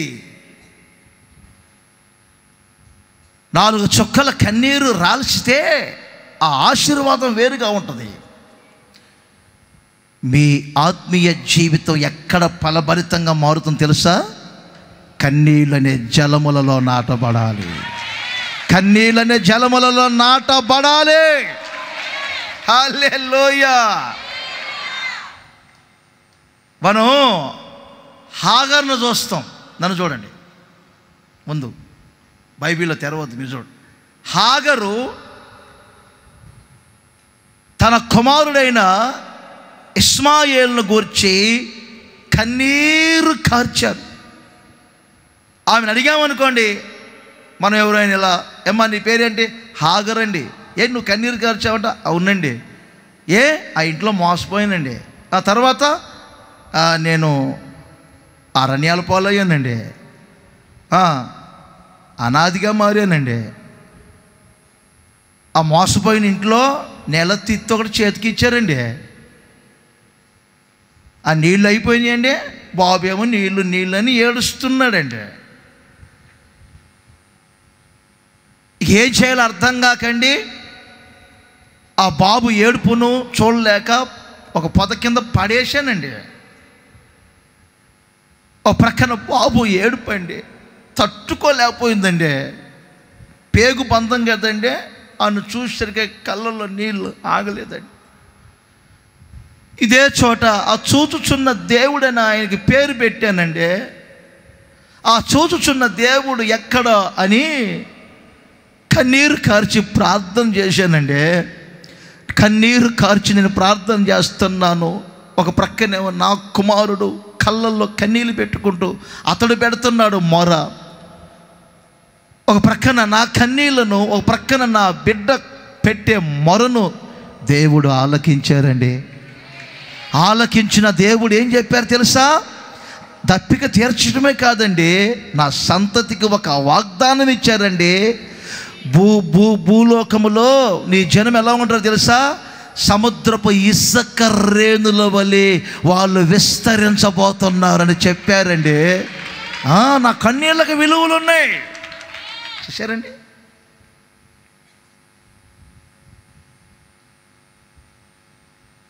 తన సంతతి ఆశీర్వించబడింది. ఆ పేరు మీద ఇంకొక ఆమెను పరిచయం చేసుకుందామా? హన్న. ఆమెను అడిగామనుకో, ఆమె కూడా అలాగే చెప్తారు. అసలు నాకు పిల్లలు పుట్టాలని పెద్దగా లేదు, ఉందే పక్కన వైరి. ఆ మనిషి సూటిపోటు మాటలు అనేసరికే నాకు రోషం వచ్చింది. ఆ మనిషి గర్భం తెరవబడినప్పుడు నాకు ఎందుకు గర్భం తెరవబడదు అని రోషం వచ్చింది. దేవుని సన్నిధికి వెళ్ళాను, ఆత్మను కుమ్మరించాను, కళ్ళల్లో కన్నీరు పెట్టి ఏడ్చాను. చూసారా? ఆ కన్నీళ్ళకు విలువలు లేవా? హన్న మోయబడిన గర్భం తెరవబడలేదా? చక్కని సంతానాన్ని ఇవ్వలేదా? నేటి వరకు మనం చెప్పుకునేటట్లుగా ఏమండి దేశమంతా చెప్పుకునే ఒక మంచి ప్రతిష్ట కలిగిన ప్రవక్తగా తన కుమారుడు మారలేదా? ఇజ్కియా అని అడిగామనుకో, ఇజ్కియా కూడా అదే చెప్తారు. ఓ ప్రవక్త వచ్చి నాకు చెప్పారు, నువ్వు చనిపోతున్నావు, నీ ఇల్లు చక్కబెట్టుకొని. వాస్తవానికి ఆ మాట ఇవ్వగానే అందరూ ఏమంటారు? బంధుమిత్రులందరినీ పిలిపించుకొని రోజులు లెక్క పెట్టుకుంటారు. కానీ నేను అలా చేయలేదు. నా ఇంటికి వెళ్ళి నా ఇల్లు చక్కబెట్టుకొని గోడ తట్టు నా ముఖమును త్రిప్పి కన్నీరు కార్చి ప్రార్థన చేశాను. నేను ఏం అనలేదు. యథార్థ హృదయున్నై నీ అడుగు జాడల్లో ఎలా నడుచుకున్నానో కృపతో జ్ఞాపకం చేసుకో అయ్యా. ఒకవేళ తెలియక గర్వించానేమో, పెద్ద మనసుతో క్షమించు. నా హృదయపు మనసుకు గర్వం బట్టి నా గర్వాన్ని కొంచెం అణిచివేసుకున్నాను. వెంటనే దేవుని దగ్గర నుండి జవాబు వచ్చింది. ఏమని? నీ ప్రార్థన నేను ఆలకించాను, నీవు కన్నీరు విరుచుట నేను చూచాను. నువ్వు చనిపోవు, నీకు మరలా ఆయుష్ను పొడిగిస్తున్నాను నేను. హల్లెలూయా. దేశమంతా చెడు పనులు చేస్తూ ఉంటే ఒక గ్రంథం దొరికింది. యోషయా రోజుల్లో, ఆ యోషయా రోజుల్లో గ్రంథం దొరికితే ఆ గ్రంథములో వ్రాయబడిన దాని గురించి చదివి వినిపించుకొని ఆ రాజు తన హృదయమును ఏమండి మెత్తని హృదయముగా మార్చుకొని తగ్గించుకొని దీనుడై దేవుని సన్నిధిలో కన్నీళ్ళు రాల్చెను. అందరు చెప్పండి. రాలాలి. ఏమి రాలాలి?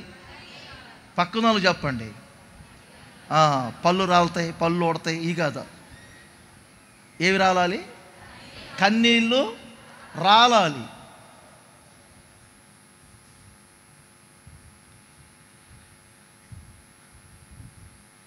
కన్నీళ్ళు రాల్చిన కారణాన్ని బట్టి ఆయన దినములలో రావలసిన కీడు రాకుండా ఆగిపోయింది. అతను చనిపోయారు, ప్రశాంతంగా ప్రభు దగ్గరికి వెళ్ళారు. ఆ తర్వాత రోజుల్లో వచ్చింది కీడు. చూశారా, ఈ పట్టణం మీదికి వస్తున్నటువంటి కీడును నీవు చూడవని చెప్పాడు. ఈ కన్నీళ్ళు ఒక్కసారి ఆలోచన చేయండి. మీ కన్నీళ్ళకు విలువలు ఉన్నాయి. మీ కన్నీటి అనుభవం కావాలి. కన్నీళ్ళనే జలముల యొద్ద నాటబడాలి. భౌతికమైన జలముల యొద్ద నాటబడినటువంటి చెట్టు ఏ విధముగా శ్రమకు భయపడకుండా, చింత లేకుండా, పచ్చదనము కలిగి ఫలభరితముగా మార్చబడుతుందో, కన్నీళ్ళ మధ్యలో ఉన్నటువంటి విశ్వాసి జీవితం ఎప్పటికీ స్థిరపరచబడుతూనే ఉంటుంది. కన్నీటి ప్రార్థన కలిగినటువంటి ఒక సేవకుడు, కన్నీటి ప్రార్థన కలిగిన ఒక సేవకుడు జీవితానికి చలనం ఉండదు. ఆమేన్ చెప్పండి గట్టిగా. హల్లెలూయా, హల్లెలూయా. నన్ను చాలామంది చాలా కోణములు అంటారు. చిన్న ఉదాహరణ చెబుతా ఒక మాట. నన్ను చాలామంది అంటారు, అబ్బా మీరు చాలా కఠినంగా చెప్తారండి. కఠినం అండి, కఠినుడు అన్న వాళ్ళు కూడా ఉన్నారు. నన్ను కఠినుడా అని కూడా అన్నారు నన్ను. ఎందుకంటే కఠినం ఎక్కువ అండి మీకు. అబ్బా సమర్పణ అంటారు, పత్యం అంటారు. సేవకు వస్తే తల్లిదండ్రులు చనిపోతే కూడా వద్దు చూడటానికి అంటారు. నేను నేర్చుకున్న ఉపదేశాలు అవి, నేను మార్చలేను. యేసన్న గారి ద్వారా నేను నేర్చుకున్న ఉపదేశాలు అవి. దైవిక స్వస్థత అని అనుకో, నన్ను కఠిన అంటారు. నేను నేర్చుకున్న ఉపదేశం అది. దాన్ని ఎలా అమ్ముకునేది? యేసన్న గారు లేరని దాన్ని నేను మార్చగలనా? మార్చడానికి నేనెవరిని? నన్ను కఠినుడు అన్న వాళ్ళు ఉన్నారు. ఆ కోణంలో నన్ను చూశారు చాలామంది. చాలా ఆసక్తిగా చెప్తారండి అన్న వాళ్ళు ఉన్నారు. పౌరుషం అండి అన్న వాళ్ళు ఉన్నారు. అర్థమైందా? బయటికి అందరికీ ఒక కోణంలో నేను అగపడినా నా సంగతి చెప్తున్నా, మనసిప్ చెప్తున్నా. నేను బయట కనబడేటట్లుగా ఏ సంఘంలో కూడా నిందలు వచ్చినా, అవమానాలు వచ్చినా కన్నీరు గరిచేది నాకు తెలియదు. ఏ వ్యక్తి దగ్గర కన్నీరు గరిచేది నాకు తెలియదు. కానీ ఒకటి మాత్రం చెప్తా, అర్థమైందా? నా దేవునికి నాకు తెలిసిన ఒక అనుభవం ఏంటి తెలుసా? నా ప్రభు పాదాల చెంత కన్నీరు కార్చి ప్రభు దగ్గర గడపటం నాకు తెలుసు. ఆ కన్నీటి ప్రార్థనే నన్ను నిలబెడుతుంది. ఆ తిరుగులేని అఖండ విజయాలు సాధించేటట్లు చేస్తుంది. నన్ను నిలబెట్టేది కన్నీటి ప్రార్థన. నా ప్రభు దగ్గరికి వెళ్ళినప్పుడు, మోకరించినప్పుడు నా ప్రభుతో గడిపే అనుభవం. అయ్యా నేను వచ్చిన ప్రారంభంలో తెలంగాణ నుండి వచ్చానయ్యా, నాకేం తెలీదు, సేవను పిలిచావు, వచ్చాను ప్రభువా. నా పరిస్థితి ఏమిటి? నాకెవరు సపోర్టు? నా పరిస్థితి ఏమిటి? సేవ పిలిచారు, సేవను వచ్చాను. మీరు ఇచ్చిన దర్శనం ప్రకారంగా చేసుకుంటున్నాను. అనవసరమైన నిందలు వచ్చిన రోజులు ఉన్నాయి, శ్రమలు వచ్చిన రోజులు ఉన్నాయి, తల దించుకునే పరిస్థితులు వచ్చిన రోజులు ఉన్నాయి. మంచి చేయబోతే, అర్థమైందా? దావీదు రోజుల్లో కొన్నిసార్లు మంచి చేయబోయారు. వాళ్ళ నాన్నగారు చనిపోయారు, కొడుకునికి వచ్చావు పరామర్శించరండు అని పంపించారు. మంచి చేయడానికి పంపిస్తే వాళ్ళు అపార్థం చేసుకున్న రోజులు ఉన్నాయి. ఇలా సేవకులుగా అనేకమైన ఉంటాయి. ఒకటి మాత్రం చెప్తున్నా, నాకు ఒక కోణం ఉన్నది. నా ఆత్మీయ జీవితం చిగురించబడటానికి నాకు ఒక కోణం ఉన్నది. నన్ను నిలబెట్టడానికి ఒక కోణం ఉన్నది. కన్నీళ్ళు అనే జలముల యొద్దలో, కన్నీళ్ళు అనే జలముల యొద్ద నా జీవితం నాటబడింది. కన్నీళ్ళనే జలముల యొద్ద నా జీవితం నాటబడింది. కనుకనే చలనము లేకుండా నా జీవితాన్ని ప్రభు నడిపిస్తూ ఉన్నారు. ఎవరు సపోర్ట్లు, రిపోర్ట్లు అవసరంలా మీకు. ప్రభు పాదాల దగ్గర కన్నీరు కార్చి ప్రార్థన చేసుకునే అనుభవం మీకుంటే, ఆ వ్యక్తి జలముల యొద్ద నాటబడిన చెట్టు వలె ఉంటారు. దేవుని సన్నిధిలో ఈ రాత్రి మీరు కన్నీరు కార్చే అనుభవం ఉండాలి. ఈ చోట నుండి మీరు తిరిగి వెళ్ళేటప్పుడు 4 కన్నీటి బొట్లు, 4 కాదు, మీ తల కన్నీటి జలమయముగా మార్చబడాలి. రాత్రి జలమయముగా మార్చబడాలి. రాత్రి మీరు అలా చూడండి, అలా చూడండి. వెంటనే దేవుడు మీ సమీపంలోనికి వస్తారు. కన్నీరు కార్చే వ్యక్తి దగ్గరకు వచ్చే దేవుడు నా దేవుడు. మీ కన్నీరు దేవుని సింహాసనాన్ని తల్ల క్రిందులో చేస్తాయి. మీ కన్నీరు దేవుని సింహాసనములో నుంచి దేవుని లేపి మీ యొద్దకు తీసుకొని వస్తాయి. అంతటి అనుభవం ఉన్నది కన్నీళ్ళలో.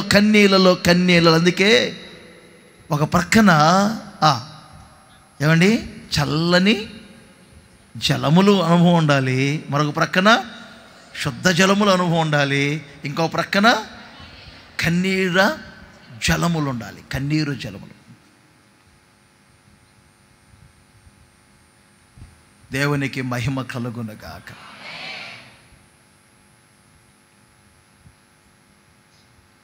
మిమ్మల్ని అందరినీ దేవుడు ఈ రోజున ఏడ్పించి పంపించబోతున్నాడు. రాల్చాల కన్నీళ్ళు. మీరు కూర్చున్న చోట తడవాలి మందిరం. అర్థమైందా? ఇప్పుడు వరకు ఎందుకంట భర్త కొట్టారనే కాదంట ఏడ్చింది. వీటికేం తక్కువ లేదు, మీకు వీటికేం తక్కువ లేదు. వచ్చిన వారైనా లైవ్లో ఉన్న వాళ్ళైనా కన్నీరు జలముల అనుభవం ఉండాలి. చివరిగా ఇర్మియా గ్రంథంలోనే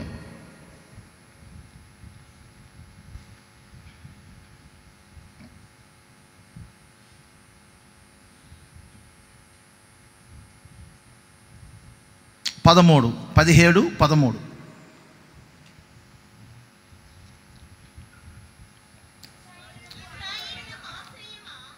లివింగ్ వాటర్, జీవజలములు. అందరు చెప్పండి, జీవజలము, లివింగ్ వాటర్ అంటారు. ఇంకా spring of the living water అనే పదాలు కూడా ఉపయోగించబడతాయి ఇంగ్లీష్లో. జీవజలములు. అందరు చెప్పండి, స్వరమెత్తి. నేను ఎలా సిగ్నల్ ఇచ్చాను? చేతులు పైకెత్తి. మొదటి మాట చల్లని జలములు, రెండో మాట శుద్ధ జలములు, మూడో మాట కన్నీళ్ళ జలములు, నాలుగో మాట జీవజలములు. హల్లెలూయా. జీవజలముల అనుభవం మీకు ఉండాలి. జీవజలముల అనుభవం మీకు ఉండాలి. ఇక జీవజలములు అనే పదాలు చాలా చోట్ల వ్రాయబడినాయి. ప్రకటన గ్రంథంలో చాలా చోట్ల వ్రాయబడినాయి. అవన్నీ మీకు ఇప్పుడు రెఫరెన్స్లు నేను ఇవ్వాలి అనుకోవట్లేదు. జీవజలముల బొగ్గల దగ్గరికి మిమ్మల్ని నడిపిస్తాను అన్నారు. జీవజలముల యొక్క ఆ ఓటలను, బొగ్గలను నేను మీకు ఉచితముగా ఇస్తాను అన్నారు. జీవజలపు ఓటైనటువంటి నేను అని దేవుడు కూడా కొన్నిసార్లు పోల్చుకొని మాట్లాడారు. అయితే ఈ జీవజలములు దేనికి పోల్చబడుతున్నాయి అంటే ఇప్పుడు పరిశుద్ధాత్మ అనుభవానికి పోల్చబడుతున్నాయి. మనకు ఒకటి శాంతికరమైన జీవితం ఉండాలి, రెండవది శుద్ధ జీవితం ఉండాలి, మూడవది కన్నీళ్ళ జీవితం ఉండాలి, నాలుగవది పరిశుద్ధాత్మ అనుభవంలో జీవించే జీవితం ఉండాలి.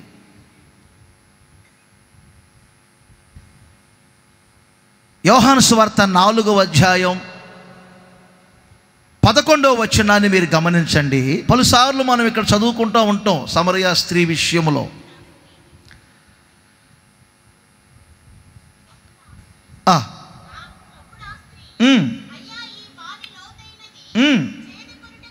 ఆ జీవజలము ఎలాగూ నీకు దొరుకును. ఆయన పైన ఏమన్నారు? అమ్మా, నేనిచ్చే ఆ జీవజలము నీవు త్రాగితే అది నీ కడుపులో నీటి బొగ్గగా మార్చబడుతుంది. ఆమెన్. ఏనండి, నీటి బొగ్గగా మార్చబడుతుంది. పరిశుద్ధాత్మ ఆ జీవజలం మన కడుపులో ఎలా ఉండాలి? నీటి బొగ్గగా ఉండాలి. అందరూ చెప్పాలి, ఎలా ఉండాలి? ఇప్పుడు మేము నీళ్ళు కావాలంటే ఏం చేయాలి? కడుపుకు బెజ్జం వేయాలి, అంతేగా. నీళ్ళు ఎక్కడున్నాయా జలం ఎక్కడుందా అని చూస్తారు చూడండి.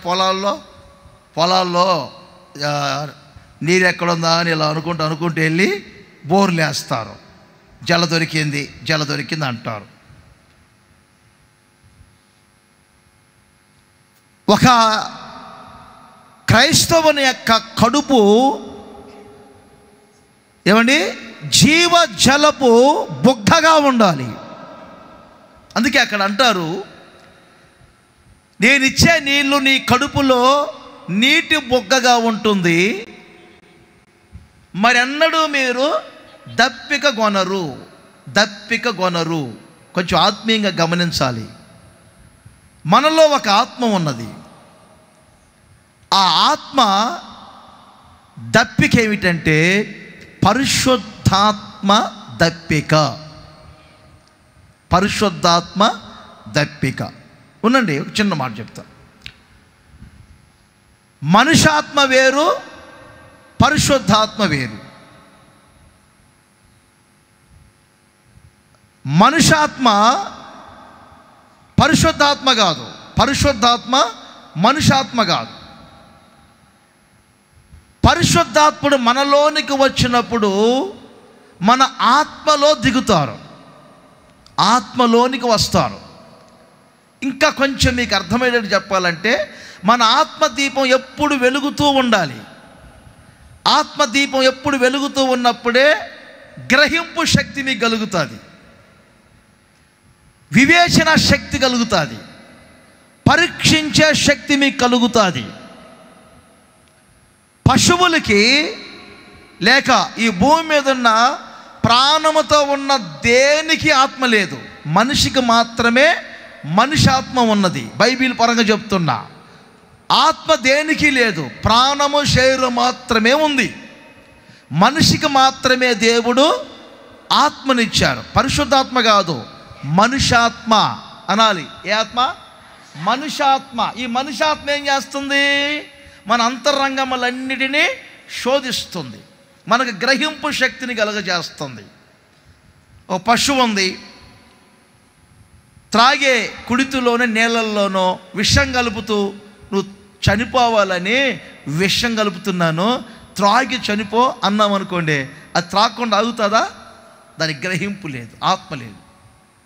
మీ ముందు అలాగే అంటే మీరు త్రాగరు, ఎందుకంటే ఆత్మ ఉంది. అయితే ఈ ఆత్మ దీపం ఆరిపోయింది అనుకోండి, ఇప్పుడు యోధా చెప్పినట్టుగా వివేక శూన్యములకు మృగాల వలె ప్రవర్తిస్తారు. అదేనా? వివేక శూన్యములకు మృగాల వలె ప్రవర్తిస్తారు. అందుకే కొన్నిసార్లు చూడండి, రే మనిషివేనా, నువ్వు మనిషివేనా అంటారు. అంటే అర్థమైంది, ఇప్పుడు లోపల ఆ ఆత్మదీపం ఆరిపోయింది.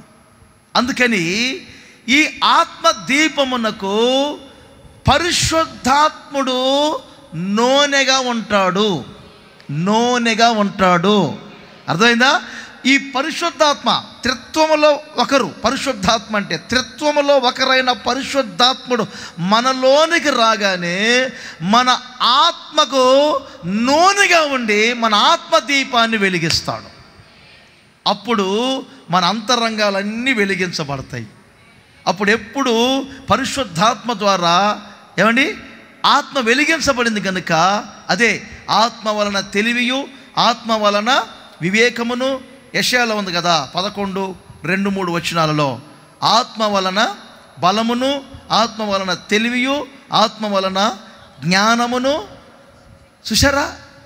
జ్ఞాన వివేకములకు ఆధారమగు ఆత్మ, తెలివి ఆలోచనలకు ఆధారమగు ఆత్మ, యెహోవా యందు భయభక్తులు కలిగి ఉండటానికి ఆధారమగు ఆత్మ.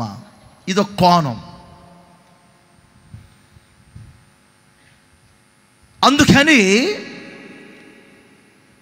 పరిశుద్ధాత్మ అను జీవజలముల అనుభవం మనకు కావాలి. అందరు చెప్పండి గట్టిగా, హల్లెలూయా. ఇంకోసారి చెప్పండి, పరిశుద్ధాత్మ అనుభవం కలిగి ఉండాలి. ప్రతి ఒక్కరు పరిశుద్ధాత్మ అనుభవం కలిగి ఉండాలి. ప్రతి ఒక్కరు పరిశుద్ధాత్మ ద్వారా ఆత్మ సంబంధులుగా మార్చబడాలి. ప్రతి ఒక్కరు పరిశుద్ధాత్మ ద్వారా ఆత్మానుసారులుగా మార్చబడాలి. ఆత్మను పొందిన వారు ఆత్మ సంబంధులుగా మార్చబడతారు. ఆత్మను పొందిన వారు ఆత్మానుసారులుగా మార్చబడతారు. మొదట గలతీ సంఘస్థులు పరిశుద్ధాత్మను పొంది ఆత్మానుసారులుగా మార్చబడ్డారు. ఆత్మను పొంది ఆత్మానుసారులుగా మార్చబడిన వారు మరలా వాళ్ళు ధర్మశాస్త్రాన్ని అనుసరించి శరీరానుసారముగా మేము పరిపూర్ణం అవుతాం అనుకుంటారు. అందుకే పౌలు గారు అంటారు, మొదట మీరు ఆత్మానుసారముగా ప్రారంభించిన మీ ఆత్మీయ జీవితం శరీరానుసారముగా ముగింపబడకూడదు. ఎప్పుడు మీలో పరిశుద్ధాత్మ జీవ జల నదులు ఉండాలి. పరిశుద్ధాత్మ జలములు ఉండాలి. పరిశుద్ధాత్మ జలములు ఉండాలి. అందరూ చప్పట్లు కొట్టి సంతోషించండి. పరిశుద్ధాత్మ జలములు, పరిశుద్ధాత్మ జలములు, పరిశుద్ధాత్మ జలములు. మీ ఆత్మ వెలిగించబడినట్లుగా, మీ ఆత్మ మండించబడినట్లుగా, మీరు నిందారహితముగా మార్చబడినట్లుగా, మీరు ఆత్మానుసారముగా జీవించున్నట్లుగా. అంతేకాదు, ఎల్లప్పుడూ మీ ఆత్మ దీపం వెలిగించబడటమే కాదు, ఎప్పుడు మీ ఆత్మ దాహము తీర్చబడుతూ ఉండాలి. అందరి చేతులు ఊపుతూ చెప్పండి గట్టిగా, హల్లెలూయా. ఏ జలములు? ఏ జలములు? ఏ జలములు? పరిశుద్ధాత్మ జలములు. అందరు చెప్పండి, ఏ జలములు? పరిశుద్ధాత్మ పొందిన వాళ్ళు చెప్పండి, చేతులు పైకెత్తి. పొందారా? పొందారా? పరిశుద్ధాత్మ జలములలో నాటబడ్డారా? ఇక మీకు తిరుగులేదు. విస్తారమైన జలముల దగ్గర నాటబడిన దేవదారు చెట్టు దాని కొన మేఘములను అంటే అనుభవంలోనికి వెళ్ళినట్లుగా నా దేవుడు మిమ్మల్ని అంతటి స్థితికి తీసుకొని వెళ్ళబోతూ ఉన్నారు. హల్లెలూయా. యాకోబు నీ గుడారములు, యాకోబు నీ గుడారములు, ఇజ్రాయేలు నీ నివాస స్థలములు ఎలా ఉన్నాయి తెలుసా? ఎలా ఉన్నాయి తెలుసా? నదీ తీర మందలి నాటబడిన చెట్ల వలె ఉన్నాయి. చెట్ల వలె ఉన్నాయి. దేవుడు ఆ విధముగా మిమ్మల్ని మార్చబోతున్నారు. ఇక్కడ నుండి మీరు ఈ 4 అనుభవాలలో వెళ్ళాలి. ఆత్మతో నింపబడాలి. రాలేదండి, వచ్చే వరకు చెప్పరే, వచ్చే వరకు ఓ పాస్టర్ గారు ఆత్మ లేకపోతే ఆయన ఆరు కాదని చెప్పారంట. మీరు ఎంత బ్రతికినా ఆత్మ పొందకపోతే ఆయన వారు కాదన్నారంట. ఐపీసీలో ముగ్గురు ముసలములాళ్ళు 2 పొందారు ఆత్మ, 3వ మనిషి పొందలేదు. ఆ ఊరికి వెళ్ళేటప్పుడు ఒక రైల్వే ట్రాక్ దాటి వెళ్ళాలి. వెళ్ళేటప్పుడు ఈ మనిషి రైల్వే ట్రాక్ మీద మోహరించిందంట. నేను చెప్పిన మరలా మీరు చేయబాకండి తల్లి, మీకు అన్నీ స్పీడ్ ఎక్కువ, తీసుకోవాల్సింది తీసుకోరు. స్తోత్రం స్తోత్రం స్తోత్రం స్తోత్రం. ఆత్మ లేకపోతే మీ మనిషిని కాదంట నేను. స్తోత్రం, ఆత్మని. ఈ 2 ముసలమ్మలేమో, 3 ముసలోళ్ళే నడిప్రాయం కలిగిన వాళ్ళు ఇటు చేయి పట్టుకొని ఏటే ట్రైన్ వస్తుంది, అక్కడ పట్టాల మీద మోహరించావు. ఈరోజు కాకపోతే రేపు రాడు అయ్యేది పరిశుద్ధాత్మడు, చాలే రా అని ఇట్లా అయ్యారు. ఇంకొక ఆమెమో ఇటు పట్టుకొని ఏటి చస్తావా ఏంటే, చస్తే నరకానికి వెళ్తాం, ఆత్మహత్య చేసుకున్న వాళ్ళు పరలోకం వెళ్ళరంట. లేదా చెప్పలా మన పాస్టర్, చాలే స్తోత్రం రా అన్నది. ఏమేమో హల్లెలూయా రా, ఏమేమో స్తోత్రం రా. ఈ మధ్యలో గ్లోరీ నేను రాను, గ్లోరీ మీరు బోరి, గ్లోరీ మీరు బోరి. ఇదే అర్థమైందా? గ్లోరీ మీరు బోరి, స్తోత్రం వదలరా వీళ్ళ భాషలో. హల్లెలూయా అని ఏమా, ఆమేన్ అని ఏమే. ఈ లోపల ఏమి ఆత్మతో నింబడి ఏం భాషలు మాట్లాడింది, ఈ లోపల ఏం ఆత్మ ఉంది కదా, ఏం ఆత్మ నింబడి ఏం భాషలు మాట్లాడింది. వీళ్ళిద్దరు ఇటు పట్టుకొని భాషలు మాట్లాడుతూ ఉంటే మధ్యలో ఉన్న ఆమె మీద కూడా పరిశుద్ధాత్మతో నింపబడింది. అన్య భాషలు మాట్లాడతారు. ట్రైన్ ట్రాక్ మీద ఏమంటే 3 పరిశుద్ధాత్మతో నింపబడ్డారు. కథ కాదు, నిజముగా జరిగిన విషయం. నాకు రాలేదు. ఎందుకు రాలేదు? రావాలి, పొందాలి. పరిశుద్ధాత్మ జలముల దగ్గర మీరు నాటబడాలి. కన్నీళ్ళ జలముల దగ్గర మీరు నాటబడాలి. 3 శుద్ధ జలముల దగ్గర మీరు నాటబడాలి. 4 చల్లని. ఆ 4టికి 4 అనుభవాలు చెప్పాను. 4టికి 4 అనుభవాలు చెప్పాను. చల్లని జలం అంటే ఒక శాంతికరమైన జీవితం. శుద్ధ జలం అంటే పరిశుద్ధత, కన్నీళ్ళ అనుభవం. పరిశుద్ధాత్మలో జీవించే ఒక సారమైన ఆత్మానుసారమైన జీవితం. జలముల యొద్ద నాటబడిన చెట్టు వలె వెట్ట కలిగిన, భయపడకుండా, చింతలు లేకుండా, సారము కలిగి ఎప్పుడు ఫలభరితముగా మిమ్ములను, మీ కుటుంబాలను, ముఖ్యముగా మీ ఆత్మీయ జీవితములను దేవుడు ఆ విధముగా మార్చునుగాక. ప్రేమ నమ్మకం కలిగిన మా ప్రియ పరలోకపు తండ్రి, మీ పరిశుద్ధ పుణ్యనామాన్ని బట్టి స్తోత్రాలు చెల్లిస్తున్నాం. ఈ చల్లటి వాతావరణంలో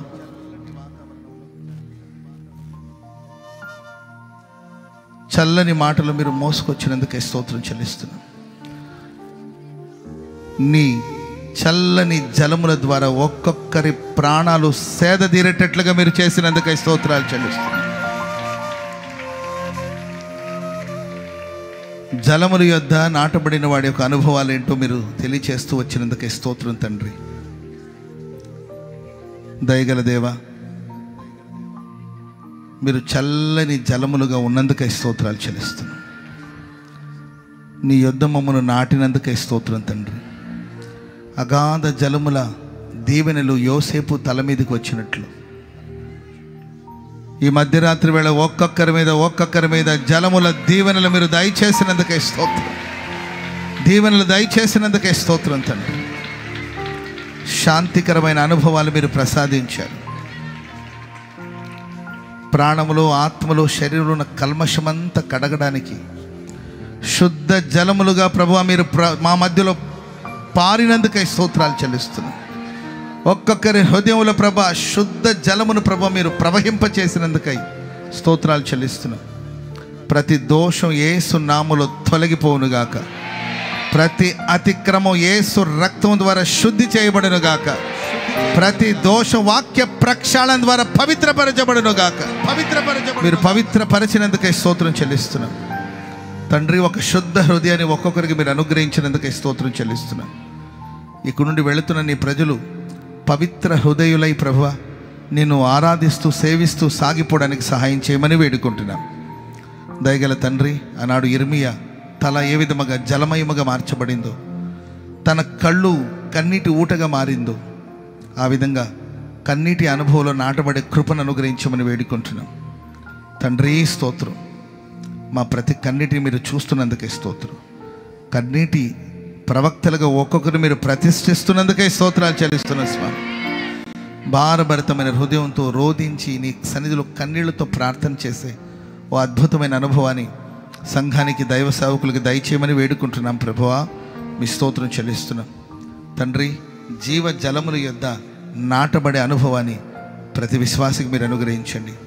పరిశుద్ధాత్మ అనుభవాలు, పరిశుద్ధాత్మ వరములు, కృపావరములు సంఘంలో క్రియ చేయనట్లు కార్యాలు చేయమని వేడుకుంటున్నాం.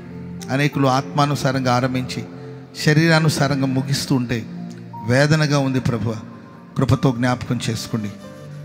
ఈ ప్రశస్త రాత్రి ఇక్కడ విశ్వసిస్తున్న ఒక్కొక్కరి కడుపుల నుండి జీవజల నదులు పారునుగాక. జీవజల నదులు ప్రవహింపచేయునుగాక. జీవజల నదులు పారునుగాక. ఘనమైన కార్యాలు చేయమని వేడుకుంటున్నాం స్వామి. మీ స్తోత్రం. మీరు మాట్లాడిన మీ మాటలన్నిటిని బట్టి మీకు స్తోత్రం. నిలిచి నీ మాటలు అందించిన మీ సేవకులు బట్టి మీకు వందనాలు ప్రభువా. వారికి ఇచ్చిన ఆత్మ ప్రత్యక్షత తండ్రి, వాక్య ప్రత్యక్షతను బట్టి మీకు స్తోత్రాలు చెల్లిస్తున్నాను. నా తండ్రి, సంఘమంతా ఉజ్జీవింపబడేటట్లుగా నా తండ్రి ప్రతి ఒక్కరూ నూతన పరుచుకునేటట్లుగా మీరు సహాయం చేసినందుకే స్తోత్రం చెల్లిస్తున్నాను. నా తండ్రి, జలములో ఉన్న దీవెనల చేత ఒక్కొక్కరిని మీరు కప్పినందుకే స్తోత్రాలు చెల్లిస్తున్నాను స్వామి. నా ప్రభువా, ఈ ఆశీర్వాదాలతో ప్రతి వారు సాగిపోనట్లుగా కృప చూపించమని వేడుకుంటున్నాను. కన్నీళ్లతో వేదనతో నీ సన్నిధికి వచ్చిన వారందరూ మీరు జ్ఞాపకం చేసుకున్నారు, బలపరిచారు, ప్రతి ప్రార్థన మీరు ఆలకించారు. అందరిని బట్టి మీకు స్తోత్రాలు చెల్లిస్తున్నాను. నా ప్రభువా, ఈ మధ్యరాత్రి వేళ వాతావరణం ప్రతికూలంగా ఉన్నప్పటికీ మీరు మాతో ఉండి ఈ సంపూర్ణ రాత్రి ఉపవాస ప్రార్థన కూడికి ఇప్పటి వరకు మీరు జరిగించినందుకే స్తోత్రాలు, వందనాలు, కృతజ్ఞతాస్తుతులు చెల్లిస్తూ యేసు నామాన ప్రార్థన చేసి అడిగి వేడుకుంటున్నాం తండ్రి. ఆమేన్, ఆమేన్.